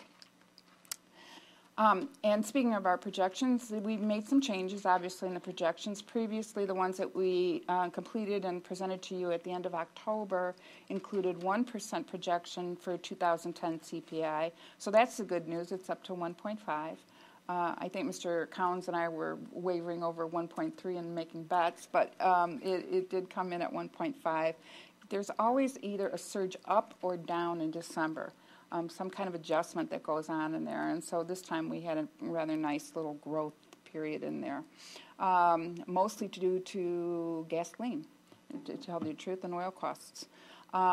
We then put 1.3% in 2011. In October of 2010, we said it would be 1.3. Now we're doing 1.5 all across the board. So in October, we said 1.3, and then 1.5 thereafter. Now we're just doing 1.5 across there. However, and here's the bad news, new projections are removing approximately $100,000, the actual amount is $100,680 in early childhood grant dollars, and reducing the amount of bilingual special ed state grants by 10 and 20% respectively. This is what we're hearing we're going to be losing in the future. Next year, early childhood grants will be competitive grants based on need. And as you know, Elmhurst generally does not receive grants based on need. So we don't expect to be a recipient of the grant due to that need criteria. So here's our changes in projection. Let's talk about fund balances first. In October 2010, we said this year's fund balance is going to be $25,808,543. And obviously, it's based on budget, and so we're still saying that. But however, in 2012, we're going to see a little downturn because of the loss of that early childhood money and grant money. So when we thought it was going to be 26,478, 432, we're now projecting 26,348, 690, because remember, we're only getting that extra 0.5%, half of it in 2012 and the other half in 2013. It's a little less actually than that, because their collections are based on 47.9 in May and 52.1 in September. Okay, so they're saying taxes collected come in at 47.9% in May. It's not 50-50, and then the remainder comes in, and that accounts for the late ones that are coming in. So in 2013 is when we start seeing that incremental upswing, and instead of 27,258, 218, we're now saying 27,698, 069, and in 2014, that's the, again, good news, 28,951, 893 is what we projected. It's moving up to 29,247, 989. Not huge increases, but it's a little bit of an increase. The low cash point, however, is now kind of an issue. There's an adjustment because of the collection rates from the prior year that PMA made in our projections that we didn't have in October, that we do have now. And so instead of saying that we're going to have a low cash point of this year of 604,000 and some, we're now looking at 413,000, but still keeping our head above water. In 2012, however, we had projected $34,000 being left, and I'll provide you with the assumptions that we're using for this. Now we're looking at tax anticipation warrants to make us whole, because we'd be in a negative cash point of $111,814. In 2013, again, we're going to see a little bit of an upswing, not as much as we would like, but we'll be out of TAW range, hopefully, and moving to 115,296. And then, again, we see the upswing in January. In 2014, our January projections are showing 1,187,153. Here's our PMA projections, and as you can see, this is just, basically the top line is our fund ending balance projections. The bottom line is our low cash point. There. Here's our unknowns. We're projecting a 1% increase for all employee groups except for the ETC certified staff, in which we have no increase projected. We're in the middle of negotiations right now. We have 0 increase projected for the entire 5 years. So that's just part of the projections with the unknown in there. We know that the increase for the PSRP and maintenance custodian will be 1.125% because they get 75% of the CPI. So we know that that's going to be happening. However, we're projecting a 1% total cost increase for each, due to the fact that we have a large amount of attrition with our teacher aides, and we have a bit smaller, but still some with the custodians. And in each of those groups, we negotiate a lower in-hiring rate in their contracts. So we still believe that we should have be around 1% total cost. We do not include any other budget cuts in this projection. So this is without any EPERT budget cuts recommended. This is without any negotiated unknowns at this point. Here's a concern. I think last year we talked about, my wish list of how much money I would love to have still in a fund balance before, or my lowest cash point. And unfortunately, with only $413,000 projected as our low cash point, our days of cash on hand have dropped our points now to we would be in review probably next year from the state of Illinois. We would be out of recognition and into review. That needs to go back up to recognition before we try to sell bonds. That will affect our bond rating, so we need to get that up again. Other issues, there's been a lot of work being done already down in Springfield. Recent legislation this year changed the retirement system for certified staff hired after January 1st, 2011.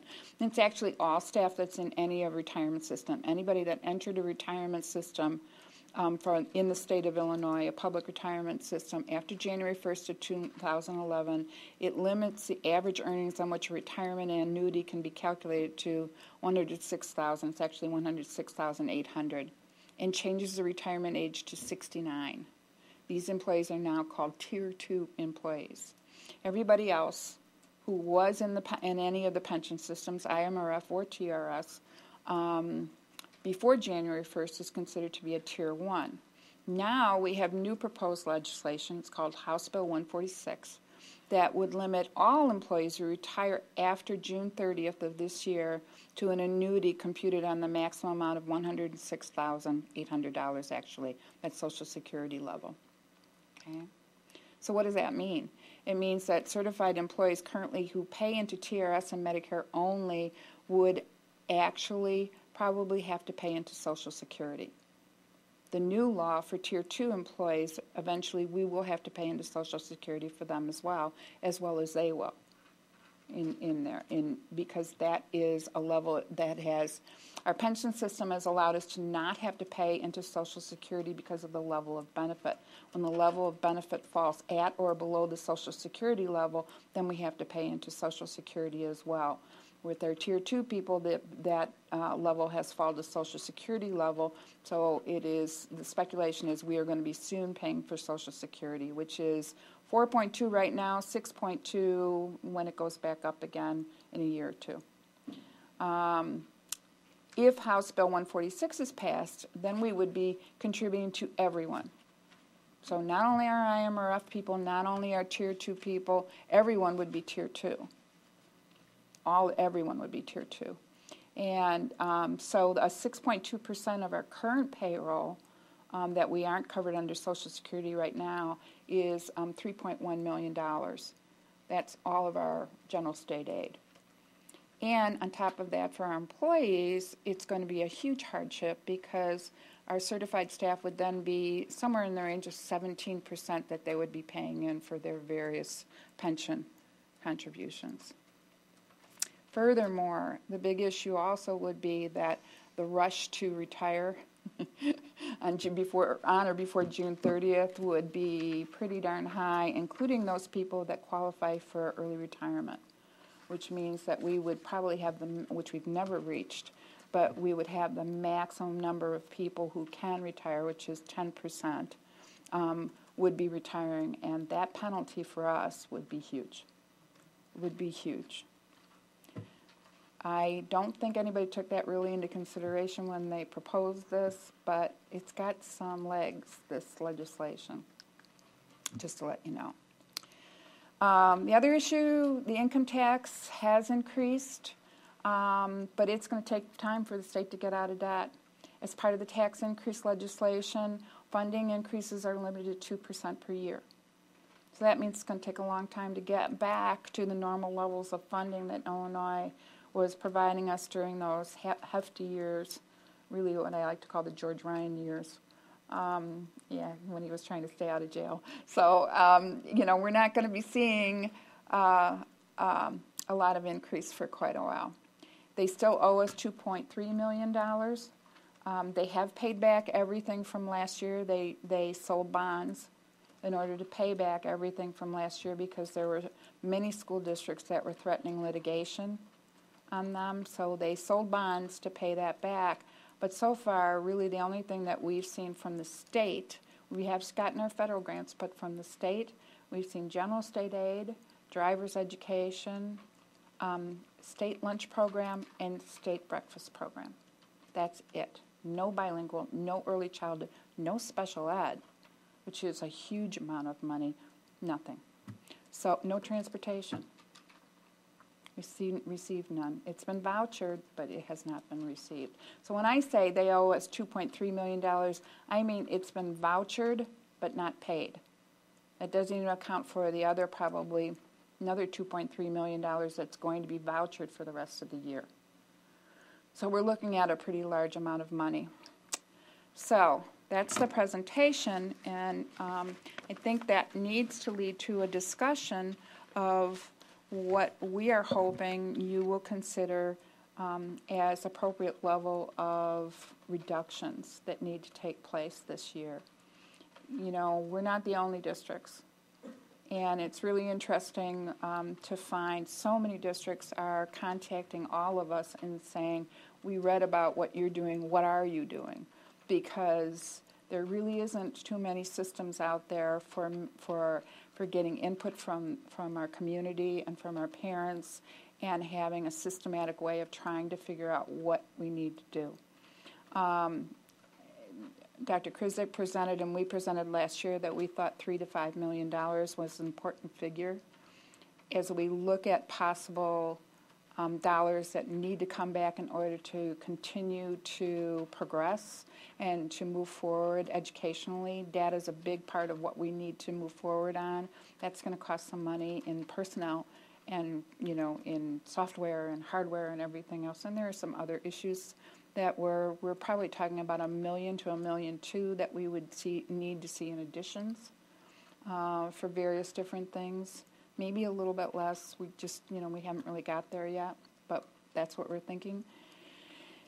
Which would mean that at the minimum, we would probably need about $4 million to $4.5 million in reductions to get us back down to the $3 million, which was the minimum amount to keep us floating. Now, $3 million will give us more than enough money cash on hand.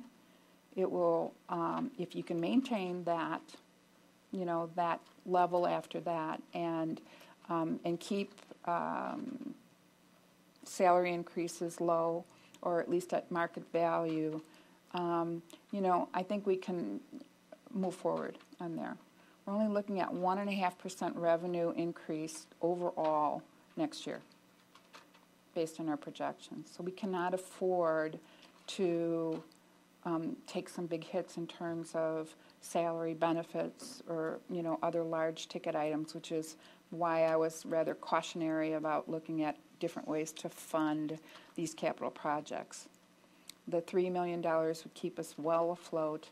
We'd get back enough cash on hand where we would be back to recognition level again. And if you can hold that on there and try to keep, you know, $2 to $3 million in there where you have cash on hand of that amount, you're going to be pretty healthy. Our fund balances are not bad. We roughly have 3 months. It's not bad at all.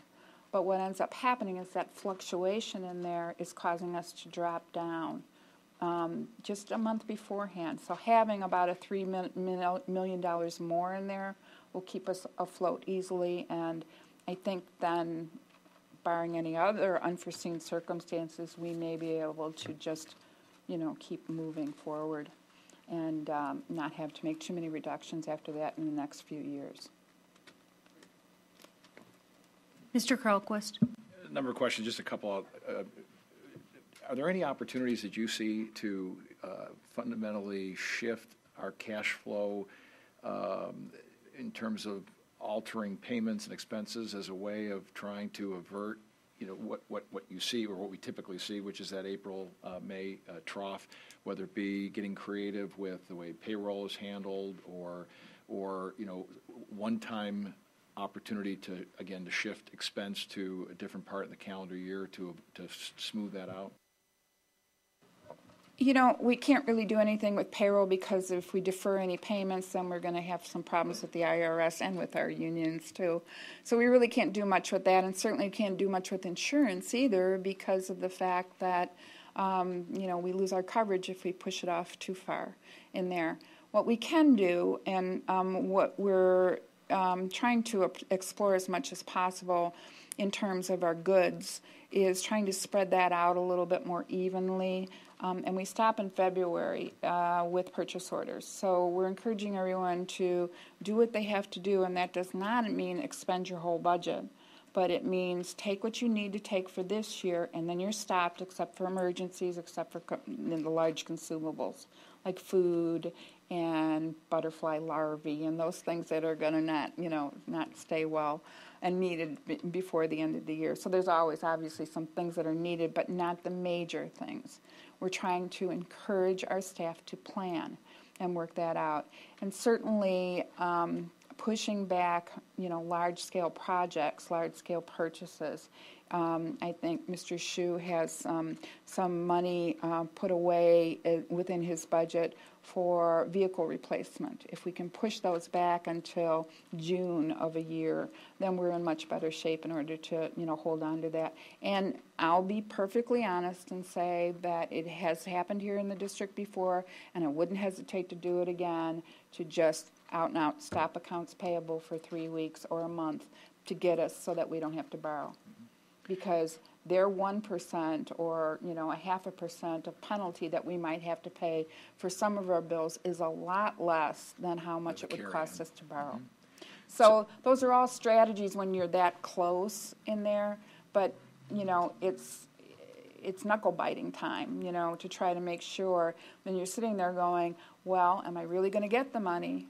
We're very lucky in DuPage County that we pretty much have an even flow of money. We know we're going to get some money by the 1st of June, generally, and we know we're going to get money in September. If we were in Cook County, we might be 3-4 months out. And if that ever happened in DuPage County, then we'd have some major issues to go deal with. My next questions relate to the PMA projections and the graphics that you shared, which shows this potential dip below. And I say potential because, as you pointed out, there are options available to the district, to the board, to be able to avert that. How much of the EPERT targeted reduction amount is built into the assumptions on PMA? So none. Okay, so that's very reassuring. Second thing is, what I found interesting is oftentimes we see the shape of those curves a worsening as we move out over the time horizon. In this case, your graphic has an improvement as we get out in those out years. What are the underlying assumptions or parameters that are driving that? Because I think yes, it's wonderful to see it improving, but if there's a way to in essence have that straight line, says that that we're not looking to try to pad over time. But what's driving that in those out years? The lack of increase for the teachers. So while that might happen or not, I'm gonna just be right out there and say I don't think it's going to happen for 5 years. So obviously, once we know where we are, Nan's choking over there. So when we know where we are for the next couple of years, we can, maybe build on that. But the 3rd year, 4th year, 5th year, we just don't know what it's going to be in terms of that. And I think the CPI makes a big difference there, because certainly that's going to make that. So when we see that going up, that's based on the 0% increase and that zero hard freeze increase. So yeah, I think you answered that very well, because it's a double-edged sword. Which is, on one hand, I think we can work very collaboratively with the employees and with the Teachers Council to try to have what is an appropriate, given economic conditions, prevailing wage. It is unrealistic to think that the built-in assumption of flat or zero can carry over that period of time. Last question then relates to that. Biggest part of our expense, other than salaries, but is tied to salaries, has to do with the cost driven by enrollment projections. And I'm just wondering again, could you remind the board what assumptions are built into this model in terms of what enrollment characteristics look like over this period of time, because that's going to drive staffing requirements, which drives the biggest piece of cost. We're still using the CASARTA B projections, except for Emerson, where we provide a PMA with C projections on that area over there, and then they're following that over with kind of a cohort level, type of projection on from there. So there isn't a large scale expectation of adding a lot more staff. In there, I think there was 7 or 8 for next year, and in moving on from there. So they're not looking at a very large increase, but if we should get a large increase, that would certainly bring our curve down as well. Sometimes the opposite can happen, though, when we're in a stagnant economy where there isn't new construction and there is not necessarily an influx of new students at the same rate that we've seen historically. That takes a long time for the system to absorb that or to reveal that change. But do we see any evidence at all in the primary grades, for example, of a slowing of enrollment rates projections? I think earlier this year we kind of analyzed our, I think, 6-day enrollment against CASARTA A, B, and C. And, Emerson has slowed down slightly, which is a good thing. We're still really we're really overall district-wide at a B. Some schools are closer between the A and B. We know that Hawthorne and Sandburg are going to slow down their enrollments for the next couple of years, but not enough to make a substantive impact on a staffing pattern. And then again, it's about that grade distribution. Where those bodies fall will determine, where you need FTE, full-time, equivalents of teachers. So the revised CASARTA projections that we had commissioned a couple years ago are pretty on target, and his projections of that in a slower economy that he would predict us to be much more the conservative A, that is reflective of some of our schools. Edison and Jefferson are one of those schools that fall into that, and Jackson has remained so stable. It is projected to remain stable unless that shifts out significantly.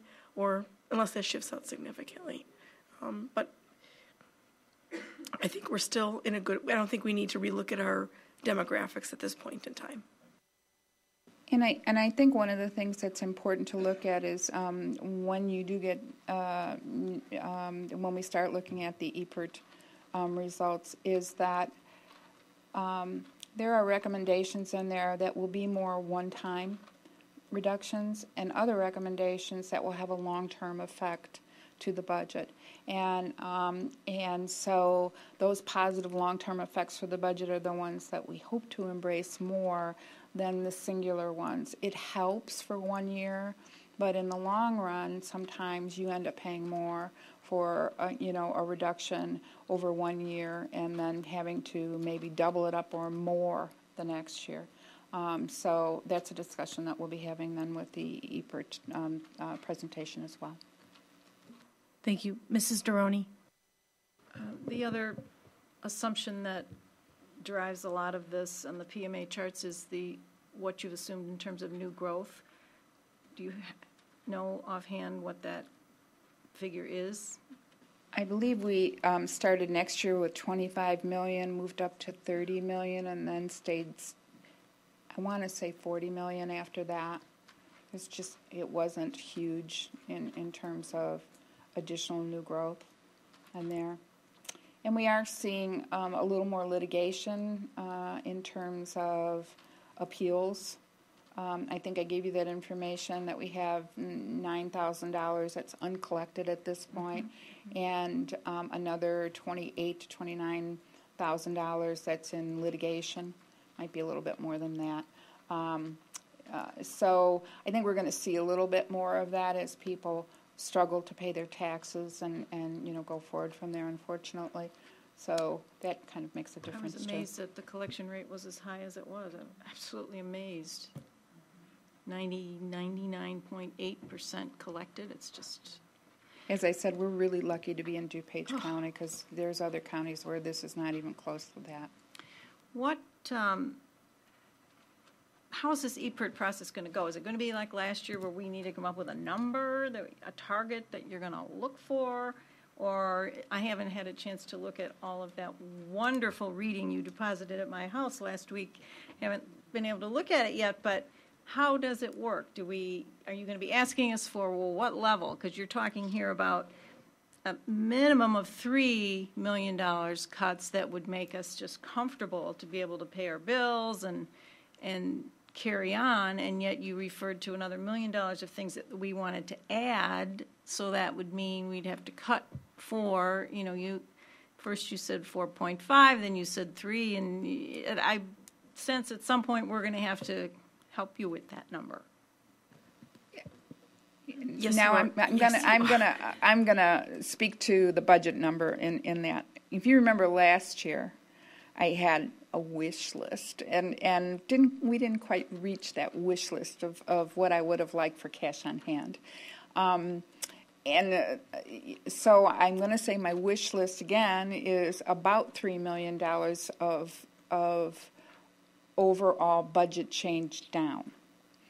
That doesn't necessarily mean $3 million of reductions, because we do have some very important, what we believe, and I think what the EPRT committees believe, is important inclusions in there. So we'll make that presentation, and you'll have to decide, and certainly you may feel entirely differently, and that's, all we can do is make the recommendations, and you're going to end up deciding, within all of those recommendations. The same for the committee as well. We're advisory.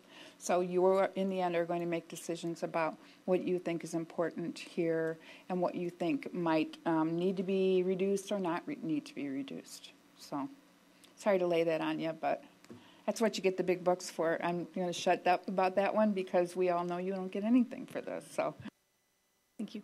Mr. Collins. I just want to be clear. When you talk about how much cash on hand, is that at the end of May when our cash balance is the lowest? So you want to hold a minimum of $3 million cash on hand at roughly the last week in May. the reason that I asked for that is because I do not believe, regardless of how much money is coming in from the state, that we can trust that the state is going to be able to continue to fund. And I'm very uncomfortable about the state that we got into this year. I'm very uncomfortable about the fact that we haven't seen so many payments that we need to have. And I mean literally none. Usually we get the first quarter, and then it kind of falls down and we don't get anything for a while. And then we'll get the second quarter, and at the end we'll get the third quarter, and into the next year we'll get the fourth quarter. We haven't even gotten the first quarter of any of these grants yet. So, and that's on top of all the pension obligations and the bond payments that they have to do. They've been borrowing a very long time, and they have a lot of obligation. So I'm really uncomfortable about that. On top of that, we believe, just to be on the cautious side, that we're going to see some major loss of grants from the federal government. I mean, they cannot continue to fund the way that they've been funding, obviously, we think. So this would give us that safety cushion that we feel we need, so that we don't have to continually every single year come back to the board and say, well, we need to cut some more, or well, what else can we do without? This is a lean district. Frankly, this is a lean district. Our capital is human capital. That's what we have. We have lots of people. Don't have a lot of things. And so, we don't want to have to come back every single year and say to you, cut some more jobs, cut some more jobs. There's only so much cutting you can do and do a quality program. So, yes, I would say that $3 million and even $2 million cash on hand would make me very happy, and the next business manager as well. Now, you project under our current conditions that we would put our financial recognition status in jeopardy. Is that cash on hand figure the component that puts us in jeopardy of going to review status? Our debt is relatively low, frankly. There are many districts that are much worse than we are. So our short-term debt is almost non-existent. Our long-term debt is relatively low. Our fund balances are within the 3 to 4 month range, so that's all good. It is our cash on hand that's making the difference there. And is $3 million of cash on hand the minimum with a little bit of safety cushion that you need to maintain that financial recognition status? I do believe that's correct. Okay. My last question is, does $1 in budget cuts translate to $1 of cash on hand at the end of May? I mean, life is a cash flow problem. $1 in budget cuts, it depends on what the budget cut is. If it's a salary budget cut, not necessarily, it would be more 80 cents. 75 to 80 cents by May. If it's supplies and materials, at least the first year, if it's supplies and materials, then yes, I would say the dollar does. By May, it should definitely have got you that, and probably a little bit more in terms of small amount of interest. of that, so in those cuts. But in salaries, because we're spread out over 24 payments, and that's how insurance payments are as well, so the salary and benefit side, you're really probably seeing closer to a 75% savings by that time. So is there a way to delineate that in this EPERC process? Well, I kind of worked in within the $3 million, you know, taking into consideration the idea that that cash is going to not, your fund balance may increase by the end of the year by $3 million, but your cash balance is probably going to be more like $2 million or $2.5 million, $2.25 million at you know, at June 1st. I did kind of work that into the equation and figuring that out, and I'm comfortable with that. Very comfortable with that. I think, you know, we're fine in terms of that. So all of that is factored in that yes. $3 million figure? Yes. Okay. Would I love $5 million? Yeah, but you know, I'm not going to be greedy. So, yes, you know, you have to decide your safety factor. You need to decide your cushion, and you need to decide the net that you need to keep you up, you know, financially solvent. That's really what it comes down to, as you did last year. And you know, we've been talking a lot about these reductions and what goes on in there. We're in a stage that it's ending up being monumental instead of incremental. And it's monumental not because of the good work that you did last year, but because of the fact that the state is a mess. And they've cut so much funding. So what we would love to be able to see after this monumental is very small increments of plus and minus that even themselves out, so that you're more, as Mr. Kalquist said, more like this instead of this or this.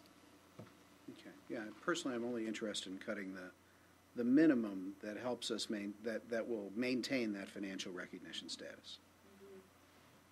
Mrs. Davy.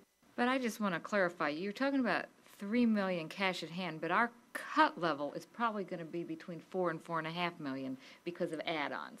So I think that it can't be, I know we haven't come up with that amount, and we will be having the EPERC presentation at our next meeting, but it isn't, it's the $3 million level we want to get at, but to get there because of add-ons, we're going to be asked probably to cut between $4 and $4.5 million. Am I correct in what you've been saying? You are correct. If you approve these additions, which we sincerely hope that you do, then what we're hoping for is a net change to our fund balance of $3 million to the good in 2012.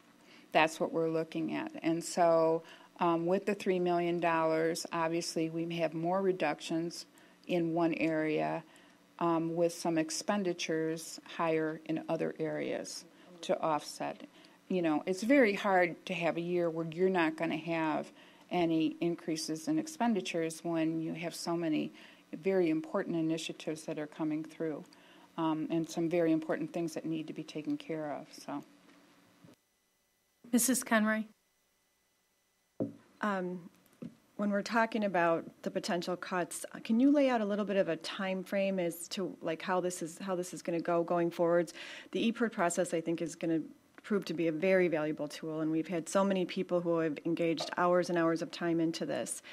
But my concern now is that getting outside of the EPERC groups that have been involved, community members are starting to realize that we're making cuts again.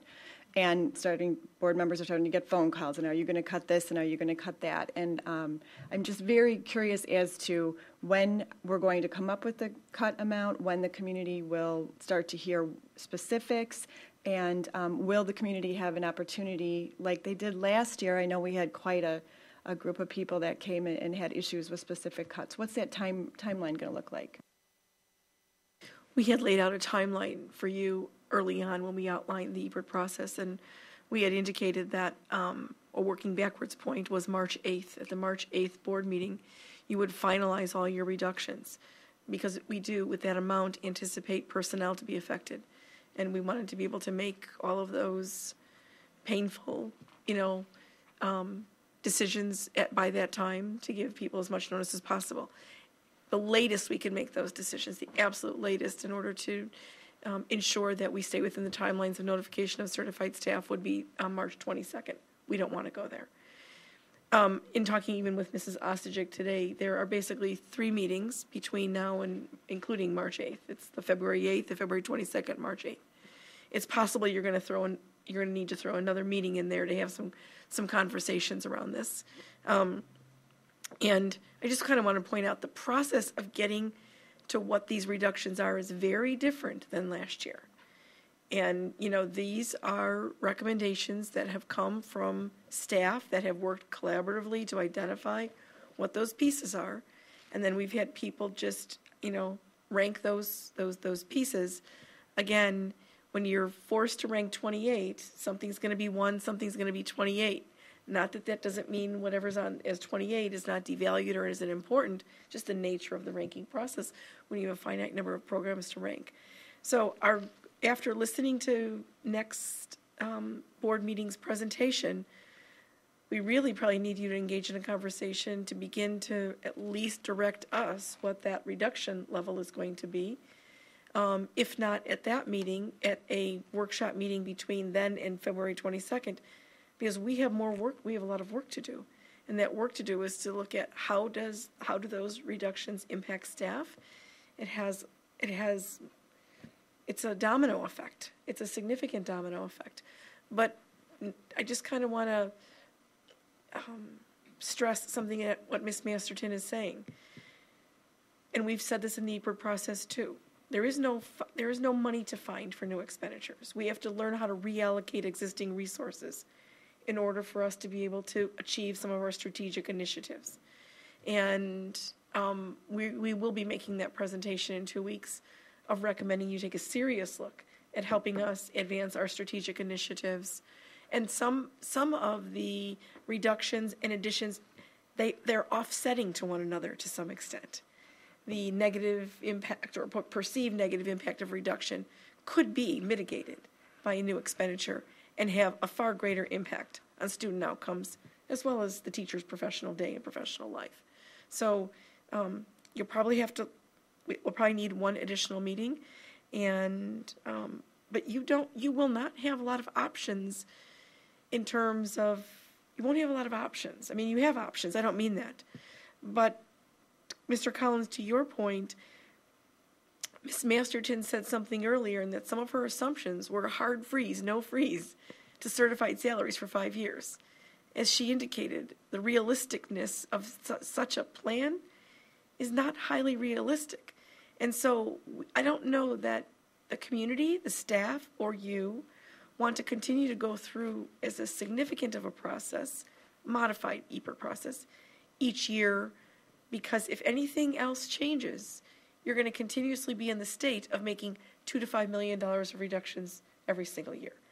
And to her point, when we are so lean, we are lean at almost every level, and we're concerned about things like operations and maintenance and how that plays into things, and we're concerned about a variety of different things. So while we respect that you chose to be relatively conservative last year, it's only exacerbated where we are this year.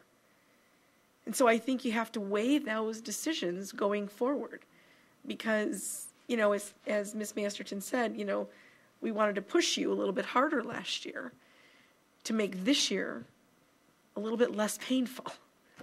So everything has its push and pull, and just know that the more conservative you are, it gets more painful going forward. The other thing about the EPIRB process, which I think is really important, is with the input of all of the staff, and there were hundreds of staff who worked on these EPIRB reports, and as you get a chance to read them and see the depth and breadth of what they have done in terms of describing their programs and making a case for their programs and everything else, good, bad, I mean, you've got them all in this process, which is excellent, because, we really, we learned a lot in all of this.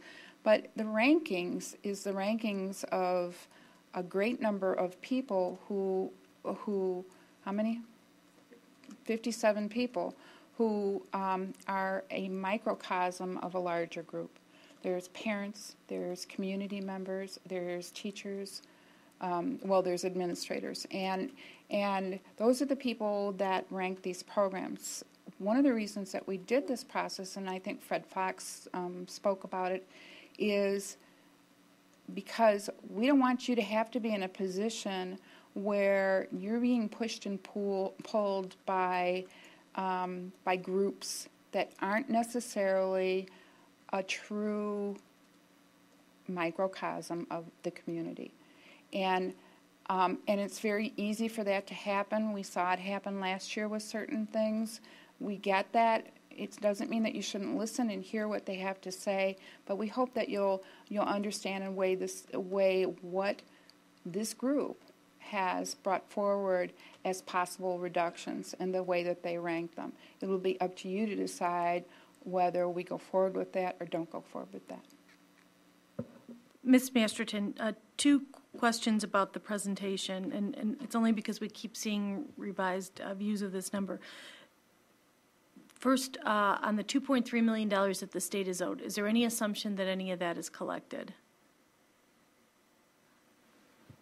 For this year, yes. There is the assumption that we're going to be receiving, within the budget, our presentation was that we would be receiving about $7 million. So far, we have received from last year, about 1.9, I believe it is, and then the 2.3 or 2.1 that we've is it 1.9 for this year and 2.1 for the last year? I'll have to get you the figures on it from my state thing. So we had $7 million put in, and we do expect that we will get the 3.1 that's general state aid. They've been very faithful to the general state aid payments. We're not worried about general state aid at this point. We are really worried about the rest. Frankly, we're very worried about the rest. And special ed in particular and transportation are large numbers there. And without seeing anything, we're concerned. We already know we probably won't see a lot of early childhood money, and bilingual state money we don't see that much of either, but special ed and transportation are big dollars. So I'm a little concerned about that. I'm going to remain hopeful that, they're either going to borrow to avoid this year's fiasco of having school districts threatening to sue the state or to go after their payments. I'm hoping that they're going to be able to do that. But within our budget, yes, there's $7 million of state money within our budget that so far we haven't received. We've received probably about half of that. Okay, and the next question is, we've recently had presentations, curriculum reviews, where we find we have a curriculum that needs to be updated. We're going to have to prioritize that. Two-part question. First part, has any assumption about that been laid in here? And the second part is, if not, will that be part of what will be laid before us in the EPIRG presentation, the recommendations on additional spend, or will that be dealt outside of that process? In order to stay faithful to this curriculum adoption schedule, which we think is really important that we continue to do so that we don't fall behind, we have worked within the budget. The amount of money that we have within this year's budget for our adoptions, we carry forward to next year. So we have that money in there, and each year after that. Within our purchase services, we have a 2 to 3% inflationary, because we don't really have control over purchase services except how much we use. But for instance, the cost of transportation, as you can see, we're going to ask you to renew transportation. Happy that we're getting 1.5. Originally, we thought 2 to 3. So we have those within those present, within that. So yeah, we have some inflationary factors outside of the salary for everyone else but the teachers, and we do continue to carry forward the line items as they were presented this year for technology, for textbooks, for instructional supplies, et cetera. Because as you know, we've already cut technology and instructional supplies quite a bit, and we do want to stay faithful to that curriculum schedule. I can't say, though, I will say this, and Dr. Sullivan said that today, if we have to have another literacy adoption, no, we don't have enough money for that within these projections right now. Okay, thank you. And, I guess just one comment. When we were going through this process last year, one of the issues we had was there wasn't really an objective way to make some of the decisions. There was a lot of emotion, a lot of lobbying, some anecdotal things, some recommendations that came from, built from within the district, but really not a great way to lay it out. So, I think the EPIRT process, a lot of time and resources have been invested in this as a tool. It's a tool that should improve over time. That was the way it was laid out for us. So the first year, it's going to be a learning curve for us as a board. We have now the information that's been presented to us, but I think there's a lot of learning we're going to have to get from that. I guess I would like to follow up on Dr. Krizik's recommendation and ask the board if you'd be willing if we could have Mrs. Walsh poll the board to see what options we would have, given we have a very short timeline in which to make these decisions, and to see what we would have available to add an additional meeting prior to March 8th. Is that really the critical timeline that we're looking at, prior to March 8th? So with a nod of heads, I would look for some consensus from the board on that. Okay, so we will proceed with that. Are there any other board questions or comments on this? Okay, Dr. Krizik, Ms. Masterton, thank you for this advance information as we sort of lay the groundwork for the next steps. Before moving on to the approval of the board meeting minutes, there's just a few good news, excellence and Elmhurst kinds of things I want to highlight for you. First is our very own Meg Schnorr was the recent recipient of the William H. Ott Memorial Scholarship that was given to her by the Illinois Association of Administrators of Special Education. And as you know, Meg's currently enrolled in a doctoral program at the Northern Illinois University, and so she'll get some scholarship money to go along with this. As part of this process, there have to be letters of recommendations. And there were several parents that wrote letters of recommendations on her behalf, and I just kind of want to share part of one with you. One parent describes Meg as an excellent listener. She hears both what is said and what isn't. She observes what is communicated on paper and in practice, and she understands that the gaps must be addressed and finds a way for all to come away feeling they've been successful. So congratulations to Meg on that honor. Elmhurst College recently hosted its 12th annual high school art exhibition in early January. We had, while there were 150 artists that were awarded ribbons, 14 of those were our own York students that were recipients of ribbons in the areas of jewelry and in a variety of different areas, and we'll make this information available. But as you know, Tom Wolf is the chairperson of the York Art Department, and everyone's really proud of the successes of our students. And last, we've heard a lot about safe routes to school. And as you know, there was a Safe Routes to School committee that was formed this fall with the charge of creating safe routes to schools in Elmhurst. And the committee was comprised of representatives from all 8 elementary schools and 3 middle schools. And this committee recently completed a grant to IDOT for funds to enhance its efforts. The Active Transportation Alliance recently recognized this committee with an award at its yearly volunteer banquet. So Keely Witzel and Rebecca Clancy, who were members on this committee, accepted the award on behalf of the larger committee. So there were a lot of individuals, including Ms. Masterton, that spent a lot of time on the Safe Routes to School process, helping our schools be able to even apply for this grant. So we have a lot of community members that have spent a lot of time on Safe Routes to Schools. So some good news to share with the investment of our staff and community members in making Elmhurst District 205 an exemplary place and safe place and cutting edge place on a variety of different levels. Excellent. Thank you, Dr. Krizik, for sharing that. We move on to approval of board meeting minutes. We have the December 14th, January 4th, and January 11th minutes. Are there any amendments or corrections to those minutes? Okay, seeing none, they will be approved as presented. Our next item on our agenda is our superintendent's consent agenda. Are there any items any board members would like removed? I'm going to ask that the approval of the first reading of the policy manual be removed, only for the reason that it requires a supermajority vote, and so I think we should handle that separately. So we will remove that item. May I have a motion? Mr. Carlquist. I move the approval of the consent agenda. Okay, moved by Mr. Carlquist, seconded by Mrs. Conroy. Mrs. Walsh, can you call the roll, please? Mr. Carlquist? Yes. Ms. Conroy? Yes. Mrs. Droney? Yes. Ms. Hirsch is absent. Mrs. Davy? Yes. Mrs. Ostojic? Yes. Mr. Collins? Yes. Thank you. 6 ayes, no nays. That motion carries. One absent.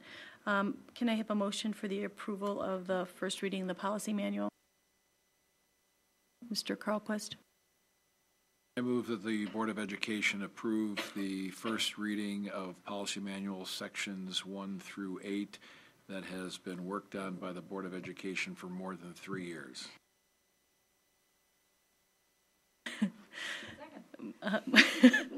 I believe Mrs. Conroy beat you to that one.